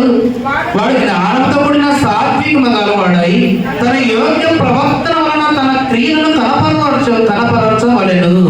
అయితే మీ హృదయములు సహింపజాలని సహింపనలమై కాని మచ్చరమును వివాదమును ఉంచుకుని వారైతే అతిశయపడవద్దు, సత్యమునికి విరోధముగా అబద్ధం ఆడవద్దు. ఈ జ్ఞానము పై నుండి దిగి వచ్చినది కాక భూ సంబంధమైనది, ప్రకృతి సంబంధమైనది, దయ్యముల జ్ఞానము వంటిదై ఉన్నది. ఏదైనగా మత్సరమును వివాదము ఎక్కడ ఉండదో అక్కడ అల్లరియు ప్రతి నీచ కార్యము. దేవుని జ్ఞానానికి లోక సంబంధమైన జ్ఞానానికి ఎంత వ్యత్యాసం ఉన్నది. రోజు మనుషుల్లో ఉందా? బయట నుండి దిగి వచ్చిన పరలోక సంబంధమైన జ్ఞానము మనుషుల్లో ఉందా? ఈ జ్ఞానమే మనుషుల్లో ఉంటే దేవుని నీతికి లోబడాలి కదా. మీరు చేసే భక్తి వాక్యానుసారంగా ఉండాలి కదా. మీరు చేసే మీ ప్రవర్తన వాక్యానుసారమైనటువంటి జ్ఞానానుసారమై ఉండాలి కదా. ఇది లేదు. మీలో దయ్యముల జ్ఞానం ఉన్నది. మత్సరము, వివాదము, అల్లరి, తగాదము, ఈర్ష్య, అసూయ భావాలు. ఇదే పరలోకం నుండి తెచ్చిన జ్ఞానం. ఆసక్తి ఉన్న దేవుడిలోని దేవుని కార్యక్రమాలన్నా, ప్రార్థన, మందిరం అన్న ఆసక్తి అయితే ఉంది. కానీ దైవ సంబంధమైన లక్షణాలే మనుషుల్లోని కనబడట్లేదు. దేవుని జ్ఞానం లేదు. దయ్యమ జ్ఞానంతో నిండిపోయినది. ఎంతకాలం ఈ జ్ఞానాన్ని విడిచిపెట్టదు? ఎంతకాలం ఈ జ్ఞానంతో మీరు ఉంటారు? ఎంతకాలం దేవుని జ్ఞానాన్ని సంపాదించుకుంటూ ఉంటారు? అందుకే దేవుడు అంటున్నాడండి, జ్ఞానము లేనివాడా. సామెతల గ్రంథం ఏమన్నాడు? జ్ఞానము లేనివాడా. చదవాల మాట. సామెతల గ్రంథము 9వ అధ్యాయం ముగించుకున్నాం. సామెతల గ్రంథము 9వ అధ్యాయం అదే మనం చదువుకుంది. జ్ఞానం లేనివాడా. మొదటి నుంచి చదువు. పిలుస్తున్నాడు కదా 7. అది జ్ఞానము నివాసము కట్టుకొని దానికి 7 స్తంభములు చెక్కుకొనినది. పశువులను వధించి ద్రాక్షారసములు కలిపిన భోజన పదార్థములను సిద్ధపరిచినది. తన పనికర్తల చేత జనులను పిలువనంపించినది. పట్టణ మందలి మెట్టల మీద అది నిలిచి ఏమంటుందట? జ్ఞానం లేనివాడా, ఇక్కడికి రమ్మని ప్రకటించుచున్నది. తెలివి లేని వాడితో అది ఇట్లా అనుచున్నది, వచ్చి నేను సిద్ధపరిచిన ఆహారమును భుజించుడి, నేను కలిపిన ద్రాక్ష రసములు పానము చేయుడి. ఇక జ్ఞానము లేని వారి ఉండగా బ్రతుకుడి, తెలివి కలుగు చేయి మార్గములు చక్కగా చదువుకున్నాను. జ్ఞానం అంటే ఎవరైనారు? జ్ఞానం అంటే ఎవరైనారు? యేసుక్రీస్తు ప్రభుల వారని ఆ యేసుక్రీస్తు ప్రభుల వారిని పిలుస్తున్నారు. ఇప్పుడు ఇక్కడ జ్ఞానం పిలుస్తుందంటే ఒక వస్తువు కాదండి, ఒక వ్యక్తి. దాన్ని మనం చదువుకున్నాం. యేసుక్రీస్తు ప్రభుల వారి క్రీస్తు దేవుని శక్తియు దేవుని జ్ఞానమునై ఎన్నోడు. ఆ జ్ఞానమే పిలుస్తుంది ఇప్పుడు. ఇక ఎంతకాలం మీరు అలా అంటారు? ఎంతకాలం మందిరాలని, భోజనాలని, విందులని, వినోదాలని, ఈ మూఢభక్తిలో దేవుడి నీతి నెరవేరకుండా వాక్యానుసారమైన భక్తి లేకుండా ఎంతకాలం మీరు ఉంటారు? ఇక విడిచిపెట్టి రండి. మీకు జ్ఞానం కావాలా? కాబట్టి మీలో ఎవరికైనా జ్ఞానం పొదువైన ఏమన్నాడు? అతడు దేవుడిని అడగాలి. ఎక్కడ దొరుకుతుంది ఈ జ్ఞానం? యేసుక్రీస్తు వారు వెళ్తున్న జ్ఞానం లేనివాడా వచ్చి ఏమన్నాడు అక్కడ? జ్ఞానం లేనివాడా ఇక్కడ రమ్మని ప్రకటిస్తున్నది. తెలివి లేని వారితో ఇట్లా అనుచున్నది, వచ్చి నేను సిద్ధపరిచిన ఆహారమును భుజించుడి, నేను కలిపిన ద్రాక్ష రసములు పానము చేయుడి. ఇక బలులని, భక్తిని, ధర్మశాస్త్రం మీకు వద్దు. దానివల్ల మీకు ఎటువంటి ఉపయోగం లేదు. దానివల్ల మీకు పరిపూర్ణమైనటువంటి ప్రక్షాళన కలదు, పరిపూర్ణమైనటువంటి నీతి రాదు, పరలోకానికి మార్గం చూపించేది కాదు. ఇదిగో పరలోకానికి మీకు మార్గం చూపించడం కొరకే ఈ పానములు, ద్రాక్షారసములు, భోజనం, ఆహారాన్ని సిద్ధం చేసి ఉంచాను. నా దేహమే మీకు ఆహారం, నా రక్తమే మీకు పానము. ఇదిగో నా జంతు బలుల ద్వారా, ఆ రక్తము ద్వారా మీకు నిజమైనటువంటి ప్రోక్షణ కలగదు. నా దేహాన్ని మీకు ఆహారంగా అర్పిస్తున్నాను, నా రక్తముని మీకు ద్రాక్షారసంగా మారుస్తున్నాను. వచ్చి మీరు భుజించండి, జ్ఞానం సంపాదించుకోండి. దీనివల్ల మీరు జ్ఞానం సంపాదించుకోండి. ఎందుకు ఈ శరీరం మనకి ఇవ్వబడింది? ఎందుకు ఈ రక్తం మనకి ఇవ్వబడింది? ఎందుకు మన కొరకు ఈ ఇలాగా త్యాగం చేయబడ్డాడు, ప్రక్షాళన కలిగించాడు? ఈ జ్ఞానాన్ని మీరు నేర్చుకోండి. ఇక్కడికి వచ్చి ఇంకా ఎంతకాలం జ్ఞానం లేని వారుగా, మూర్ఖులుగా మీరు బ్రతకొద్దు అంటున్నాడు దేవుడు. ఇక్కడ అంటున్నాడండి, ఎంత మంచి మాట. జ్ఞానం లేనివాడా ఇక్కడికి రమ్మని ప్రకటించుతున్నది. తెలివి లేని వాడితో ఎట్లా వచ్చి నేను సిద్ధపరిచిన ఆహారం భుజించుడి, నేను కలిపిన ద్రాక్షారసమును పానము చేయుడి. ఇక జ్ఞానము లేని వారు ఉండగా బ్రతుకుడి. ఇప్పటికైనా మీ భక్తి, మీ విశ్వాసం, మీరు చేస్తున్న ఈ కార్యక్రమాలని మరి వాక్యానుసారం ఉన్నాయా? జ్ఞానానుసారంగా ఉన్నాయా? క్రీస్తు చూపించినట్లు ఉన్నాయా? లేదా మనకు నచ్చిన పద్ధతిలో మనకు నచ్చిన కార్యక్రమాలు, ఈ భక్తి కార్యక్రమాలు చేస్తున్నామా? దేవుని జ్ఞానం ఏంటో మనకు అర్థం కాక దేవుని నీతిని మనం సంపాదించమనగా ఎంతకాలమైన మనకు నచ్చిన భక్తిని, మనకు నచ్చిన కార్యక్రమాలు చేస్తే అది దేవునికి ఎప్పటికీ అంగీకారము కాదు. అది నీతిగా ఎంచబడదు ఈ భక్తి. బైబిల్ అన్నాడు, శాస్త్ర నీతి కంటే, పరిచయ నీతి కంటే మీ నీతి అధికము కాకపోతే మీరు పరలోకానికి చేరలేరు. ఎందుకంటే శాస్త్ర నీతి, పరిచయ నీతి ఎలా ఉందంటే చెప్పడం మాత్రమే కానీ చేయరు. వాళ్ళు అగ్రపీఠాలను కోరుకుంటారు, అధికారాలు కోరుకుంటారు. ఎవడి ప్రజల మీద అధికారాన్ని కోరుకుంటారు, అగ్రపీఠాలను కూర్చుండాలని కోరుకుంటారు. కానీ వాక్యానుసారం వాక్యం ప్రకటిస్తారు కానీ వాక్యానుసారం వాళ్ళు జీవించరు. అందుకే మీకు మీ నీతి వాళ్ళ నీతి కంటే గొప్పది కాకపోతే మీరు పరలోకానికి వచ్చే అవకాశం లేనే లేదు. కనుక ఎన్నాళ్ళు మీరు ఇలా ఉంటారు, ఎంతకాలం మీరు ఇలా ఉంటారు? జ్ఞానాన్ని నేర్చుకోవడం. అందుకే జ్ఞానం లేని వాడు వచ్చి నా దగ్గరకు వచ్చి గ్రంథములు, దేవుడు రాయబడిన మాటలు ఏమైనవు, దేవుని జ్ఞానం ఏమైనదో, దేవుని నీతి ఏమైనదో వచ్చి మీరు నేర్చుకోండి. జ్ఞానం నేర్చుకుని మీరు బ్రతకండి అన్నాడు. జ్ఞానం చూడండి, తెలివిని కలుగు చేయి, మార్గం చక్కగా నడువుడి, అపహాసకులుగా బుద్ధి చెప్పువాడు తనకే నింద తెచ్చుకున్నాడు, బతి మీరను గద్దించు వారికి అవమానమే కలుగును. అపహాసకుని గద్దింపక గద్దించిన ఎడల వాడు నిన్ను ద్వేషించును, జ్ఞానము గలవాడిని గద్దించగా వాడు నిన్ను ప్రేమించును, జ్ఞానము గలవానికి ఉపదేశము చేయగవాడు మరింత జ్ఞానము సంపాదించినందును, నీతి వర్గానికి బోధ చేయగవాడు జ్ఞానాభివృద్ధి నందును. యెహోవా యందు భయభక్తులు కలిగింటే జ్ఞానమునకు మూలమేంటంట? యెహోవా యందు భయము భక్తి కలిగి ఉండటమే జ్ఞానమునకు మూలము. యేసుక్రీస్తు వారు అలా జీవించాడు భూమి మీద ఉన్నంత కాలము. దేవుని యందు భయం కలిగి ఉన్నాడు, భక్తి కలిగి ఉన్నాడు.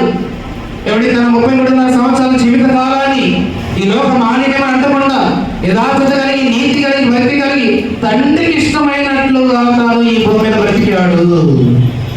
పక్షపాతం లేకుండా, వేషధారణ లేకుండా, కపటం లేకుండా, స్వార్థం లేకుండా, ఎవడి అందరూ ప్రేమిస్తూ, కనికరమ చూపిస్తూ, ఆదరిస్తూ, ప్రతి వారి పట్ల పక్షపాతం లేకుండా జ్ఞానము కలిగి బ్రతికి ఉన్నాడు. కనుక ఆ జ్ఞానాన్ని మీరు కూడా పొందుకోవాలంటే ఇక్కడికి రండి అన్నాడు దేవుడు. జ్ఞానం లేని వాడు ఇక్కడికి రమ్మని ప్రకటించుతున్నది. ఈ జ్ఞానం లేకపోతే, అంటే యేసుక్రీస్తు వాడు ఉన్నటువంటి లక్షణాలు మనలో మనం నిరూపించుకోలేకపోతే, మనలో మనం వాటిని పొందుపరచుకోలేకపోతే, మన భక్తి, మనం చేసే ప్రతిదీ కూడా అది నిస్వనీతి అవుతుంది. అది దేవుని నీతి కాదు, దేవునికి అంగీకారం కాదు. అందుకే హోషేయ గ్రంథము 6:6 ముగించుకున్న పీడ. హోషేయ గ్రంథము 6వ అధ్యాయము 6వ వచనం చివరి మాట ముగించుకుందా? ఏమన్నాడు అక్కడ? హోషేయ గ్రంథము 6వ అధ్యాయం 6వ వచనం.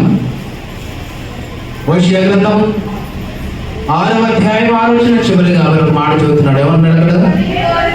అదిగో నేను బలిని కోరను కానీ కనికరమునే కోరుచున్నాను, దహన బలుల కంటే ఇదిగో దేవుని కూర్చిన జ్ఞానమే నాకు ఇష్టం.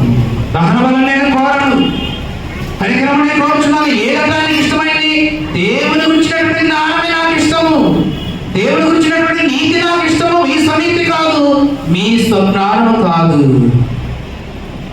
మీ భక్తి జ్ఞానానుసారమైనది ఉండాలి, మీ నీతి జ్ఞానానుసారమైనది ఉండాలి. యేసుక్రీస్తు వారి జ్ఞానముగా మనకు అర్థమవుతుంటే, ఆయన చేసిన నీతి క్రియలు, ఆయన నిరూపించిన కార్యక్రమాలు, ఆయన పిల్లలుగా మనం కూడా వాటిని కలిగి జీవించినప్పుడే, అలా భక్తి చేసినప్పుడే ఆ భక్తి దేవునికి నీతిగా ఎంచబడుతుంది.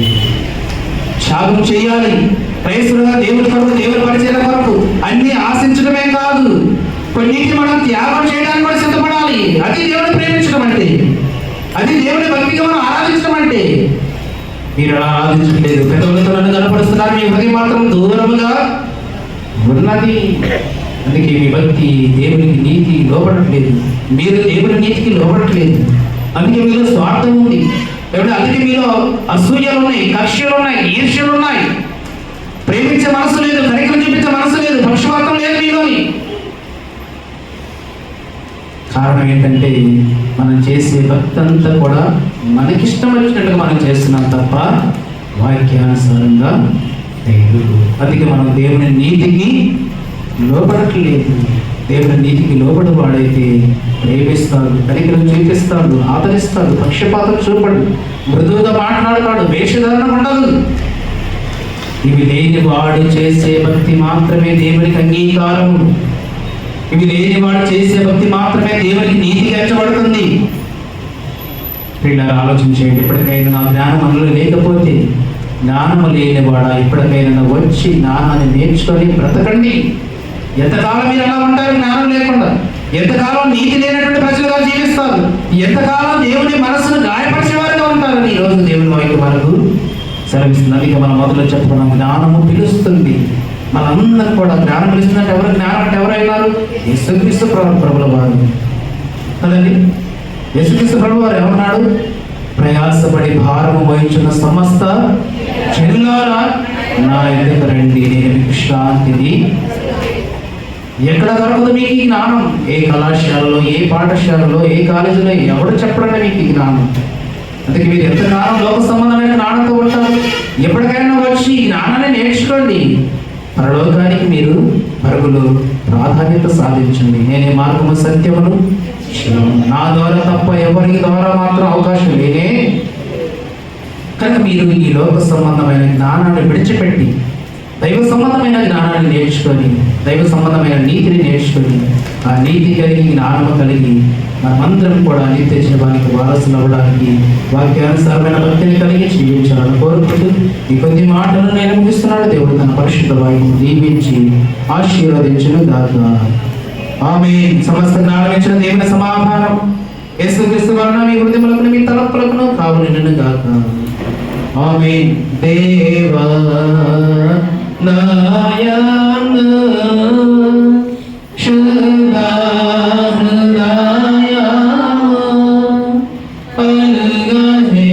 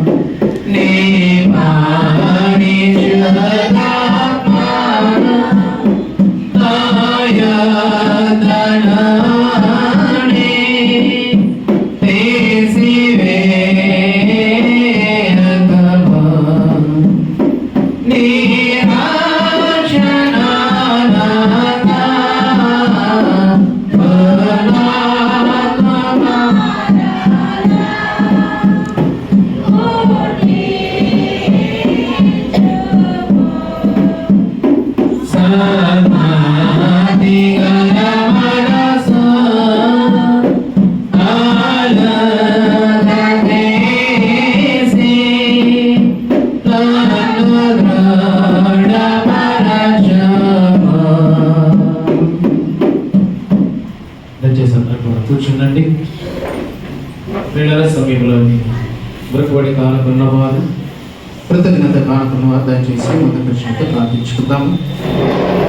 నోట్ చేసిన మేళ విషయమని బ్రకుబడి కానుకలు, కృతజ్ఞత కానుకున్నవారు దయచేసి ముందు కృష్ణతో ప్రార్థన చేసుకుందాము.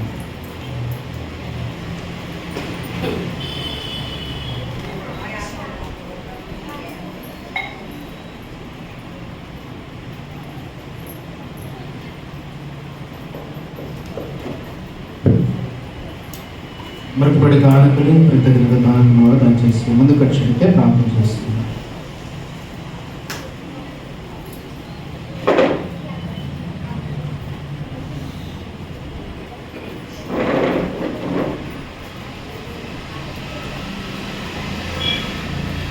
ప్రార్థన చేసుకుందాం. తలవంచండి, ప్రార్థించుకుందాం.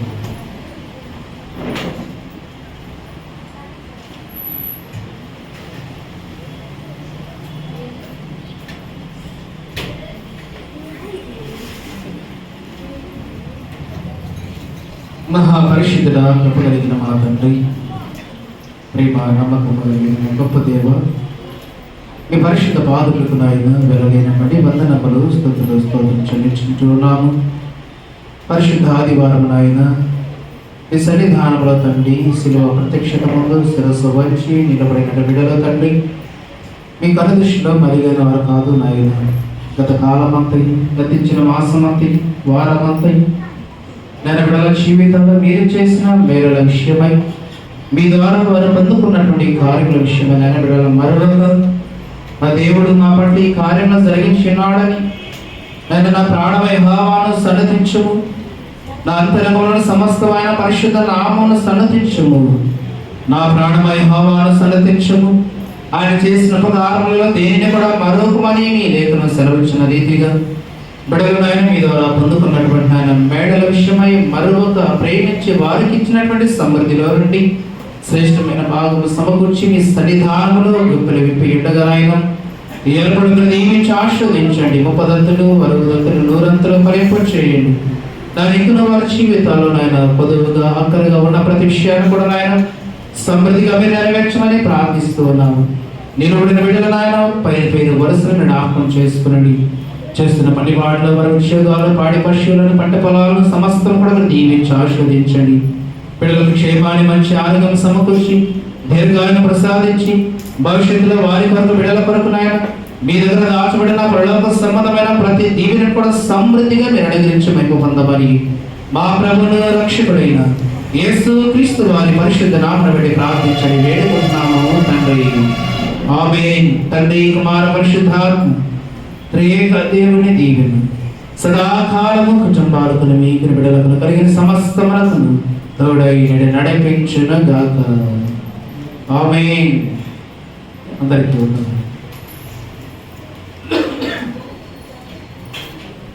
సమయంలోని సంఘ కానుకల శేఖరణ జరిగించుకుందాము. అర్పణ కీర్తన పాడుతూ ఉండగా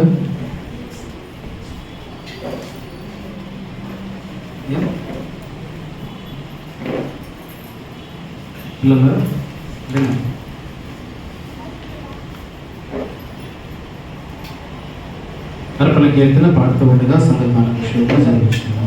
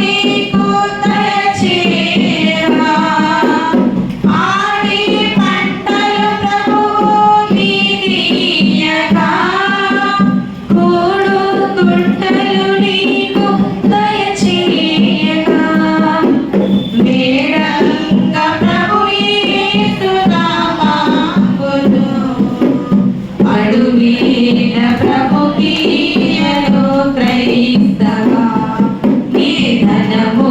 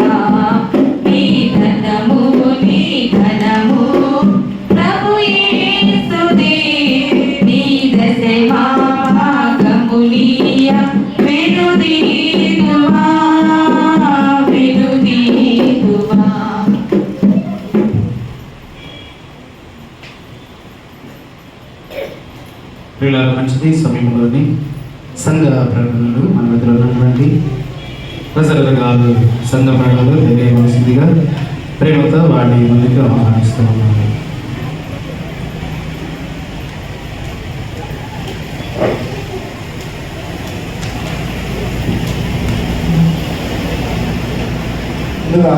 దేవునికి వందనాలు.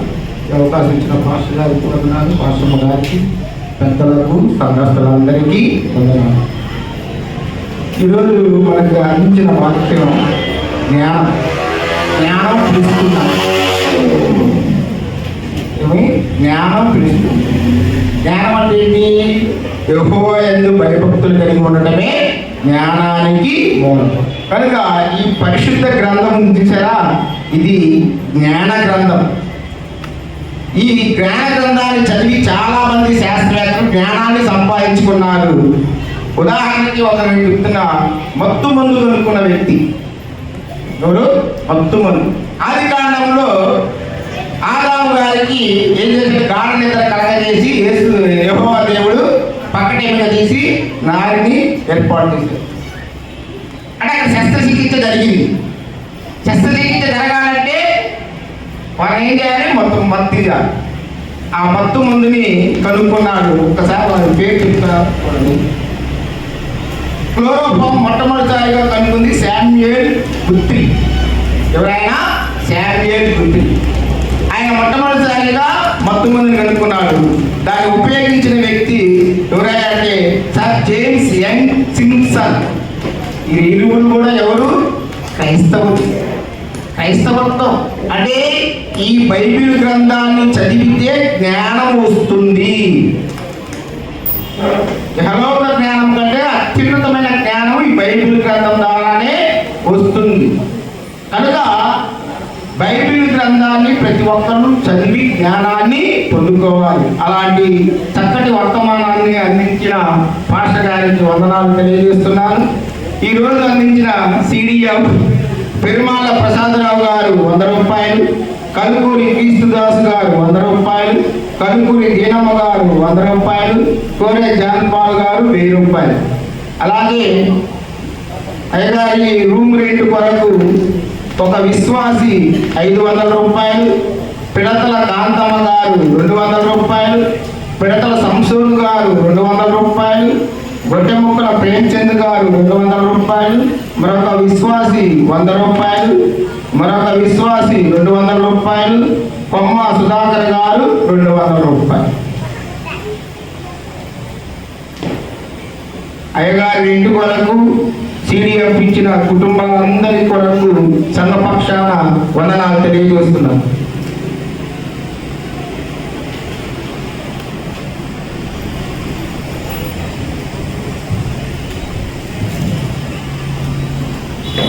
వీళ్ళ మంచిది. చక్కగా ఇంతవరకు కూడా చర్చి డెవలప్మెంట్ ఫండ్గా సీడెట్ ఇచ్చినటువంటి వారు, అలాగే సేవకుని రూమ్ రెంట్ కొరకు వారు దాతృత్వాలు ఇచ్చినటువంటి బిడ్డలు నేమ్స్ చదివించినటువంటి ప్రజల గారికి మరొకసారి వందనాలు తెలియజేస్తూ ఉంటున్నాను.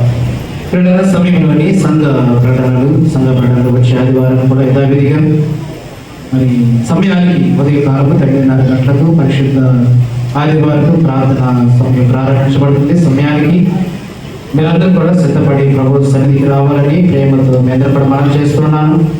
అలాగే ప్రతి బుధవారం కూడా సాయంకాలం 7:30 గంటల నుంచి 9 గంటల వరకు శ్రేణ గుడిగా శ్రేణ సమాజం కూడా ప్రతి బుధవారం జరుగుతున్నది.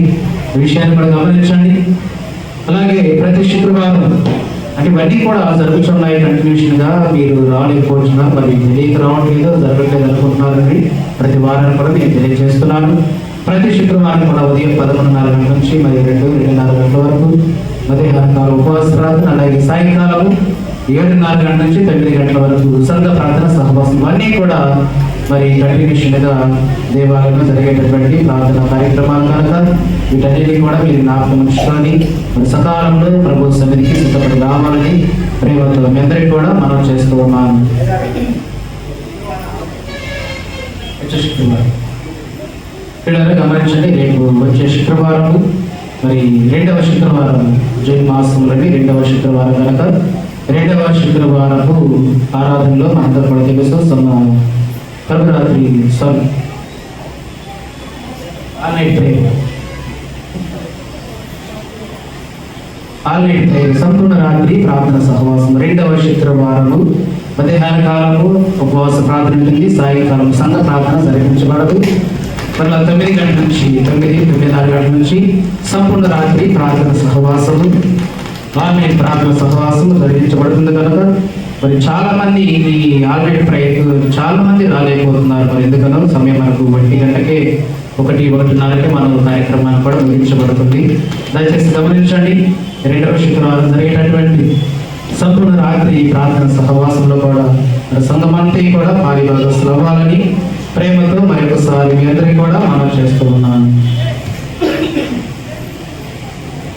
సమయంలో ప్రకటన చివరిగా మీ అందరికీ కూడా తెలియజేస్తున్నాను. 3వ వివాహ ప్రకటనగా దయచేసి గమనించండి. వివాహ ప్రకటన 3వదిగా ఈ రోజున ఈ పరిశుద్ధ ఆదివారం మీ అందరికీ కూడా తెలియజేస్తున్నాను. పల్నాడు జిల్లా దాచేపల్లి మండలం దాచేపల్లి గ్రామ వాస్తవులు శ్రీ పగడిపల్లి వెంకటేశ్వరులు శ్రీమతి కుమారి గారి కుమారుడు చిరంజీవి పగడిపల్లి రాజేష్ వయసు 25 సంవత్సరాలు అను ఆయనకులు పల్నాడు జిల్లా నెకరికల్లి మండలం కొండపల్లి గ్రామ వాస్తవ్యులు శ్రీ పల్లం యేసుబాబు శ్రీమతి రత్నకుమారి గారి కుమార్తె చిరంజీవి సౌభాగ్యవతి పల్లం కేసీఆర్ వయస్సు 23 సంవత్సరాలు అను ఆమెకలు దేవుని ఏర్పాటు ప్రకారము 10/6/2024 అనగా రేపు సోమవారము ఉదయం 11 గంటలకు మరి క్రీస్తు లోకైన దేవాలయము దక్షిణ ప్యారిష్ నందు పరిశుద్ధ వివాహము జరుపు నిశ్చయమైనది. వీరి పరిశుద్ధ గృహస్థ జీవనంలో వర్ధిల్లినట్టు వారి నిమిత్తమై సంఘమును ప్రార్థన చేయవలని కోరుచున్నారు. వీరు జతపరచబడకూడదని న్యాయమైన సహేతులు ఎవరైనా కనపరచగలిగినలో అటు వారు తన ఆక్షేపణలను వివాహపు తేదీలోగా తెలియచేయవలని మీ అందరికీ కూడా మనం చేస్తూ వివాహ ప్రకటనగా 3వ ప్రకటనగా మీ అందరికీ కూడా మనం చేస్తున్నాం. గమనించిన పిల్లలు రేపు ఉదయం 11 గంటలకు పరిశుద్ధ దేవాలయములు పరిశుద్ధ వివాహ కార్యములు జరిగినట్టుంది. సంఘమంతా కూడా ప్రార్థించండి. దేవుడు మంచి వాతావరణం సమకూర్చులాగా మరి మీరందరూ కూడా మీ ప్రార్థన అవసరంలో జ్ఞాపకం చేసుకొని మరి దేవుని మహిమార్థమై ఈ కార్యక్రమం అంతా కూడా సంఘంలో పెద్దలు స్త్రీలు చిన్నబిడ్డలు ఎవరు అందరూ కూడా ఈ యొక్క పరిశుద్ధ వివాహ కార్యక్రమంలో మీరందరూ కూడా పాలిభాగస్తులై నూతన వధువరులను దీవించి ఆశీర్వదించబడి ఉండాలని ప్రేమతో మీ అందరికీ కూడా మనం చేస్తూ ఉన్నాను. అయితే ఉన్నాయి ప్రకటనలు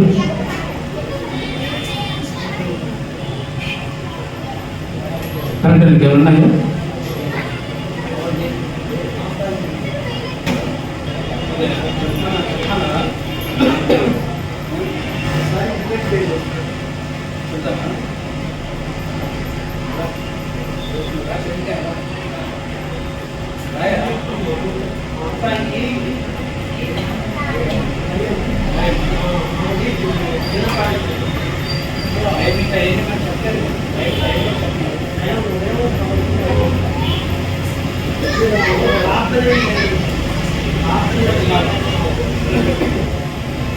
ప్రియులారా సభలో మరొక విషయాన్ని కూడా మీ అందరూ కూడా మనం చేస్తూ ఉన్నాము.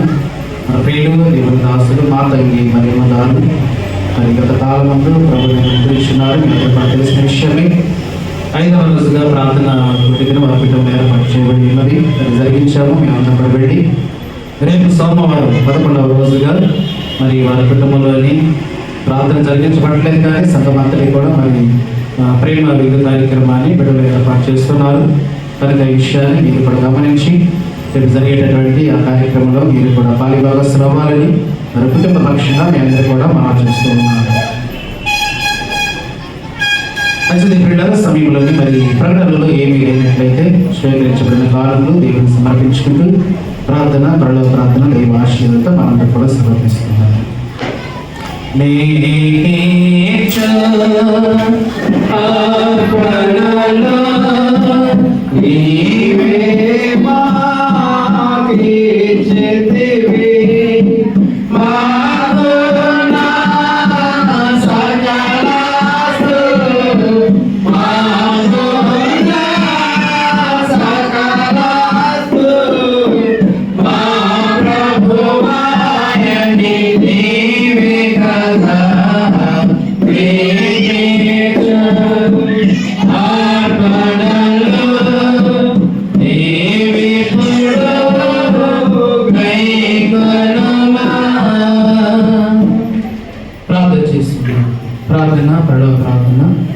దైవాశీర్వాదంతో మనకు కూడా సెలవిస్తున్నాం.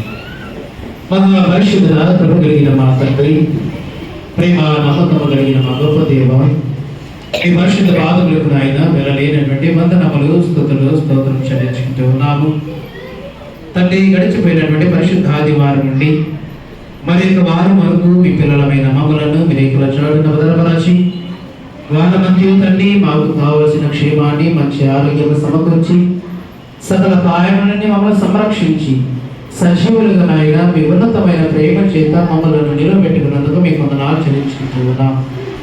అతని బట్టి నాయన మీ సన్నిధానంలో నాయన ఈ పరిశుద్ధ ఆదివారం ఆరాధన మేమందరం కూడా సంగముగా చేరి పాటల ద్వారా, ఆరాధన ద్వారా, వాక్యము ద్వారా తండ్రి మిమ్మల్ని మహిమపరిచిన విధానం బట్టి మీకు వందనాలు చెల్లించుకుంటూ ఉన్నాము. చేరి వచ్చినప్పుడు అంతా కూడా దీవించి ఆస్వాదించండి, సంతానం జ్ఞాపకం చేసుకునండి. విన్నటువంటి మాటలు బిడ్డల హృదయాలు మీరు ఫలింప చేయమని ప్రార్థిస్తూ ఉన్నాము. మీ ఆసక్తి నాయన దేవుని మీరు ఆసక్తి గలవారని నేను సాక్ష్యం ఇచ్చుచున్నాను, కానీ మీ ఆసక్తి జ్ఞానానుసారమైనది కాదు. మీరు మీ స్వనీతిని స్థాపింపబోనుకొనొచ్చు, దేవుని నీతికి లోబడట్లేదని మీరు సెలవిచ్చారు తండ్రి. కనుక నాయన ఏది దైవ సంబంధమైన జ్ఞానం, ఏది లోక సంబంధమైన జ్ఞానం అని ఆలోచన చేసినప్పుడు తండ్రి మత్సరము లేకుండా, కక్షలు లేకుండా, అసూయ లేకుండా, పక్షపాతం లేకుండా, వేషధారణలు లేకుండా నాయన మృదుమైనదిగా తండ్రి ఎవరి హృదయాల్లో అయితే ఎవరి ప్రవర్తన అయితే అలా ఉంటుందో వారిది నిజమైన నీతి కలిగిన భక్తి, దేవుని యందు నిజమైన భయభక్తులు కలిగిన జీవితం అని మీరు సెలవిస్తూ ఉన్నారు. నాయన లోక సంబంధమైన జ్ఞానం అయితే నేను మత్సరముతో ఉంటుంది, కపటముతో నిండి ఉంటుంది, వేషధారణతో నిండి ఉంటుంది, స్వార్థముతో నిండి ఉంటుంది తండ్రి. అలాంటి భావాలు కలిగి మీరు దేవుని ఆరాధించిన మీ మనస్సులు దూరంగా ఉంటాయి. అలాంటి భక్తి నేను అంగీకరించినని మీరు సెలవిస్తున్నారు తండ్రి. అందుకే నాయన ఇంకా ఎంతకాలము మీరు జ్ఞానం లేని వారిగా ఉంటారు, ఎంతకాలము పితరుల ఆచారాలు సంప్రదాయాలు మీరు ఉంటారని చెప్పేసి జ్ఞానము లేనివాడ ఇక్కడికి వచ్చి జ్ఞానము నేర్చుకోమని మీరు సెలవిస్తూ ఉన్నారు. కనుక నాయన దైవ సంబంధమైన జ్ఞానాన్ని మేము నేర్చుకొని తండ్రి, క్రీస్తు జ్ఞానమునకు మూలాంశము నాయన యెహోవా యందు భయభక్తులు కలిగినట్టు జ్ఞానమునకు మూలమని మీరు సెలవిస్తున్నారు. లేదా దాని సాదృశ్యంగా మేము తీసుకున్నట్లయితే నాయన యేసుక్రీస్తు వారే దేవుని జ్ఞానమని తండ్రి వెలుగుతో మమ్మల్ని నింపి నిజమైన జ్ఞానము యందు మమ్మల్ని నడిపించి దేవుని యందు భయభక్తులు కలిగి ఎలా జీవించాలో నాయన మీ వాక్యం ద్వారా మమ్మల్ని హెచ్చరించమని ప్రార్థిస్తూ ఉన్నాము. విన్న ప్రతి మాట కూడా నాయన బిడ్డల హృదయాలు పరిపరిచేయండి, సంఘాన్ని మీరు నియమించండి. సంఘంలో ఉన్న ప్రతి కుటుంబాన్ని కూడా నాయన జ్ఞాపకం చేసుకోండి. చిన్న బిడ్డలను, స్త్రీలను, పురుషులను, ఎవరి బిడ్డలు, వృద్ధులను తండ్రి వారి వయసును బట్టి వారికి కావలసిన క్షేమాన్ని, మంచి ఆరోగ్యము, ఆయుష్ను మీరు అడిగించమని ప్రార్థిస్తూ ఉన్నాను. సంఘంలో సమాధానంలో ఐక్యతను అనుగ్రహించండి నాయన. సంఘ బిడ్డల మధ్యను, సంఘ పెద్దల మధ్యను, సేవకుల మధ్య మా హృదయాంతరంగంలో నాయన క్రీస్తు ప్రేమను నింపమని ప్రార్థిస్తూ ఉన్నాము. అందరి పట్ల నాయన ఒకే భావం కలిగిన ఎటువంటి భేదాభిప్రాయాలు లేకుండా, కక్షలు లేకుండా, అసూయ భావాలు లేకుండా ప్రేమతో మేమందరూ కూడా నాయన ఆత్మీయంగా వృద్ధి చెందే భాగ్యము దయచేయమని ప్రార్థిస్తూ ఉన్నాము. సంఘంలో ఎవరు బిడ్డలు బట్టి త్యాగం చేస్తున్నాం నాయన, జ్ఞాపకం చేస్తున్నాను. ఎవరి ప్రాయంలో నాయన క్షణిక ఆవేశాలకు నాయన, క్షణికమైన సుఖానికి తండ్రి వారి యొక్క జీవితాన్ని ఆర్థాంతరంగా నాయన ముగించుకుంటున్నాయి. ఈ చీకటిలో బ్రతుకుతున్నాయి, గమ్యము తెలియనటువంటి మార్గంలో తండ్రి ఎవరి బిడ్డలు నాయన అనేక నాయన వ్యసనములకు బానిసలై తండ్రి జన్మించిన తండ్రికి, బ్రతుకు నేర్పిన కన్న తండ్రికి నాయన ఈ సమాజానికి దుఃఖాన్ని కలిగించే స్థితిలో ఎవరి బిడ్డలు ఉంటున్నారు నాయన. ఉచితమైన తండ్రి బిడ్డలను జ్ఞాపకం చేసుకుని వారి బానిసత్వం నుండి నాయన విడుదల దయచేయండి. లోక సంబంధమైన మత్తు పానీయములకు ఉన్నాయి, వ్యభిచారములకు ఉన్నాయి, దొంగతనములకు, అబద్ధాలకు ఉన్నాయి, బానిసలై వారి జీవితాన్ని తండ్రి నాయన గమ్యము తెలియనటువంటి పరిస్థితులు నాయన బ్రతుకుతూ ఉన్నారు. ఎవరు కూడా నశించడం మీకు ఇష్టం లేదు తండ్రి. ప్రతి వారు కూడా అందరూ మారు మనసు పొందాలనే మీ రక్షణ అయ్యన్నది. కనుక నాయన ఇటు రక్షణ భాగ్యాన్ని పొందుకున్నట్లు ఎవరి బిడ్డలో ఒక మనస్సును కూడా నాయన మీ వాక్యం ద్వారా కరిగించమని ప్రార్థిస్తున్నాం. వాళ్ళు ఉన్నటువంటి చీకటి నాయన మీరు తొలగించమని ప్రార్థిస్తున్న సహాయం చేయండి. సంఘములు తండ్రి చదువుకున్న బిడ్డలు మీరు దీవించండి. ఉద్యోగం చేస్తున్న బిడ్డలు జ్ఞాపకం చేసుకోండి. ఉద్యోగంలాగా నేను ఎదురు చూస్తున్న బిడ్డలు కూడా నాయన జ్ఞాపకం చేసుకుని ఉచితమైతే వారి జీవితాల్లో కూడా గొప్ప కార్యములు అడిగించమని ప్రార్థిస్తున్నాం. అలాగే నాయన సంఘములు వ్యాపారం చేసిన బిడ్డలు తండ్రి, వ్యవసాయం చేసిన బిడ్డలు కూడా జ్ఞాపకం చేసుకుని నాయన సొంత షాపును బట్టి ఫ్యాక్టరీ బిడ్డలకు వెళ్ళొచ్చిన బిడ్డలు చేతి బిడ్డలు బట్టి నాయన వారి వారి సామర్థ్యం కొరకు తండ్రి వారి కుటుంబ జీవన పాలి కొరకు పోషణ కొరకు ఆయా రంగాల్లో ప్రతి పనిలో పాలి భాగస్తున్న ప్రతి ఒక్కరు కూడా జ్ఞాపకం చేసుకునండి. వారికి తోడుగా నిలబడండి, వారిని ఆశీర్వదించండి, వారికి కావలసిన అవసరాలను కూడా మీరు సమకూర్చమని ప్రార్థిస్తున్న సహాయం చేయండి. ఆయన వేసవి కాలం ముగించుకొని మళ్ళీ నాయన మేమందరం కూడా నాయన మళ్ళీ వర్షాకాలంలోకి ప్రవేశించినాము. తండ్రి రైతులందరూ కూడా నాయన మంచి వర్షాల కోసం భూమిలో నాయన సేద్యం చేసిన విత్తనములు విత్తనం కొరకు ఎదురు చూసుకోవడం నాయన ఫలవంతమైనటువంటి వర్షములు మీరు అనుగ్రహించండి నాయన. విస్తారమైన పంటలని సంవత్సర కాలంలో మీరు అనుగ్రహించమని ప్రార్థిస్తున్న సహాయం చేయండి. అలాగే మా సంఘంలో నాయన ఎవరైతే తండ్రి గర్భఫలం లేక ఆయన బాధపడుతున్నారు, సంతాన ప్రాప్తి లేక నాయన విజ్ఞాపన చేస్తున్నారు అంటే మీకు తెలుసు. ఎన్నో సంవత్సరాలుగా కాలం వచ్చినారు వారి జీవితాలు కొద్దిగా ఉన్నటువంటి విషయాలు పెట్టినాయన ప్రార్థిస్తున్నాం. వారి జీవితాల్లో ఉన్నటువంటి లోపాలు మీరు సరిచేసిన ఇక అసాధ్యమైనది ఏది కూడా లేదు కనుక సమస్తము వారి పట్ల మేలుకరంగా జరిగించి శ్రేష్టమైన బహుమానముల బిడ్డలకు అందించమని ప్రార్థిస్తున్న సహాయం చేయండి. బాలింతలను చంటి బిడ్డలను గర్భిణీ శీలను దీవించి ఆస్వాదించండి. వివాహం కొరకు నాయన శుభకార్యం కొరకు నాయన ప్రాధాన్యపడుతున్న బిడ్డలకు జ్ఞాపకం చేసుకునండి. ఘనమైన ఈ కార్యం కొరకు నాయన మరణ బట్టదిగా ఉండడం మంచిది కాదని ఆయన సాటి అయిన సహాయంగా ఆయన తల్లి వివాహం అనే బంధం ద్వారా భక్తిగా జతపరచి అనేక మంది ఆయన పిల్లలు కావాలని మీరు ప్రణాళికని సిద్ధం చేస్తున్నారు. ఆ ప్రణాళికను ఆయన ఎంత ఎదురు చూస్తున్నారు. అటు వారు కూడా జ్ఞాపకం చేస్తున్నాడు. ప్రాముఖ్యంగా రేపటి కాలంలో ఆయన మా ప్రియులు దేవుని దాసులు మరి సుందర గారి కుమారుడు ఆయన రాజేష్ని బట్టి ప్రార్థిస్తూ ఉన్నాము. ఆయన రేపటి కాలంలో పరిశుద్ధ దేవాలయంలో జరగబోయేటటువంటి వివాహము కార్యంలో మీరు తోడుగా ఉండండి. సమస్త కార్యములు మేలుకరంగా జరిగించండి.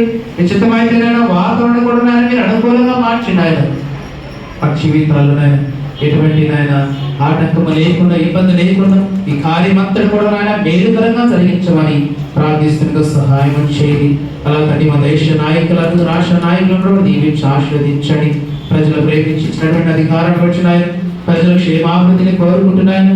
ప్రజల పక్షంగా పక్షపాతము జరుపుతా విరోధ భావలేకనైనా సమాన తత్వం కలిగిన ప్రజలను పరిపాలించే జ్ఞానాన్ని నాయకులకు నాయన అధికారులకు మీరు అనుగ్రహించమని ప్రార్థిస్తున్న సహాయం చేయండి.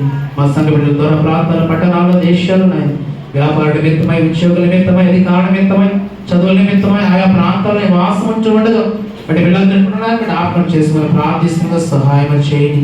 మా సంఘ డెలిగేట్ గారి గురించి మనం జ్ఞాపకం చేసుకోండి. ప్రజలు గారి గురించి మనం జ్ఞాపకం చేసుకోండి. సంఘ ఆర్గనైజర్ వచ్చిన గురించి మనం బట్టి ప్రార్థిస్తున్నాం. సంఘ పెద్దలు వచ్చిన ఆయన స్త్రీల సమాజం వారి బట్టి సండే స్కూల్ బిడ్డలు వచ్చిన ఆయన సీసీఎం టీంలో వారి బట్టి ప్రతి ఒక్కరు వచ్చిన విస్తరితం జ్ఞాపకం చేస్తున్నాము. ప్రేమించి వారికి ఇచ్చినటువంటి ఆయన విధి నిర్వాహకత్వంలో కానీ బాధ్యత కలిగిన ఆయన సంఘ క్షేమాభివృద్ధి కొరకు వారి వారి బాధ్యతలను ఆయన వాక్యానుసారంగా ఫలితం చేయడానికి సంఘప సరిహద్దులు విస్తరింప చేయడానికి దోహదపడే విధంగా విభిడలను ఆయన ఈ పనిను బలమైన పాత్రలుగా వాడుకోమని ప్రార్థిస్తున్న సహాయం చేయండి. అలాగే సంఘములు ఎవరైతే అనారోగ్యంగా ఉన్నారు, వ్యాధిగ్రస్తులైనారు, ఆయన మరణ పడకలపై విజ్ఞాపన చేస్తున్నారు, అట్టి వరకు జ్ఞాపనం చేస్తున్నాడు. క్షేమాన్ని మంచి ఆరోగ్యం సమకూర్చమని ప్రార్థిస్తున్న సహాయం చేయండి. అలాగే తండ్రి సంఘ డెవలప్మెంట్ ఫండ్ గా ఆయన సిడిఎఫ్ ఇస్తున్నాడు. ప్రతి కుటుంబాన్ని బట్టి విజ్ఞాపన చేస్తున్నారు. వారి దాతృత్వంలో కష్టార్జితములను సమకూరుస్తున్నారు. వీళ్ళని జ్ఞాపనం చేస్తున్నాడు. అలానైనా సేవకు నేతలైన మరి కుటుంబ విషయమైన పోషణ విషయమైనండి వారు కూడా ఆయన మంచి మనస్సాక్షి కలిగిన వారై తన వారి కలిగిన సమృద్ధిలో నుండి సహకారిగా తండ్రి నేను వారు అందిస్తున్నటువంటి విషయాన్ని బట్టి కూడా మీకు వందనాలు చెల్లించుకుంటూ ఉన్నాం. ఎదురు కార్యక్రమానికి నన్ను శ్రీకారం చుట్టున్నారు. ఇతరులైతే భారీ భాగస్వాములు అవుతున్నారు. అంటే వారందరూ కూడా జ్ఞాపకం చేసుకొని ప్రార్థిస్తున్న సహాయం చేయండి. మా సంఘము సరిహద్దులు విస్తరింప చేయండి. సంఘ క్షేమాభివృద్ధి కొరకు నిత్యము ప్రార్థన ద్వారా యాగముల ద్వారా జ్ఞాపనం చేసుకోండి కదండి. మా సంఘాన్ని ఆయన ఉన్నతమైన స్థితిలోకి సార్వత్రిక సంఘముగా అనేకులకు మార్గదర్శకంగా ఉండడానికి ప్రబోధించమని ప్రార్థిస్తూ ఉన్నాం. సమాధానము సంతోషము సత్యములకు స్తంభముగా ఈ సంఘాన్ని పరిపూర్ణ చేయమని ప్రార్థిస్తూ ఉన్నాం. పిల్లల జీవితాలు చేసిన వేలను బట్టి ప్రకృతి కానుకలుగా కృతజ్ఞత కానుకలుగా కానీ సంఘ కానుకలుగా గుంపులు విప్పినటువంటి ప్రతి అర్పణ కూడా జ్ఞాపకం చేసుకున్నాడు. ఉపదంతులుగా అరవదంతులుగా నూదంతులు ఫలింప చేయండి. అలాగే గుంపులు బియ్యాన్ని తెచ్చినటువంటి కుటుంబాలను కూడా సమృద్ధికరమైన దీవించబడి నడిపించమని ఈ ప్రత్యేకమైన సమయంలో ఆయన సన్నిధానంలో శిరస్సు వచ్చి మోకరించి నిలబడి విజ్ఞాపన చేసిన ప్రతి ఒక్కరి యొక్క ప్రార్థనలు విజ్ఞాపనలు వారి అవసరములు వారి అభ్యర్థనలు దాని మీద తులసివేక యోగీకరమైన స్వీకరించి తగిన కాలమందు వారి వారి జీవితాలు పరలోక సంబంధమైన దీవెనతో మీరు సమృద్ధిగా నింపి నడిపించమని సమయంలో నేను అడుగుతూ మరుగైనటువంటి ప్రతి విషయాన్ని కూడా మా కన్న తండ్రిగా మీరే జ్ఞాపకం చేస్తున్నాను.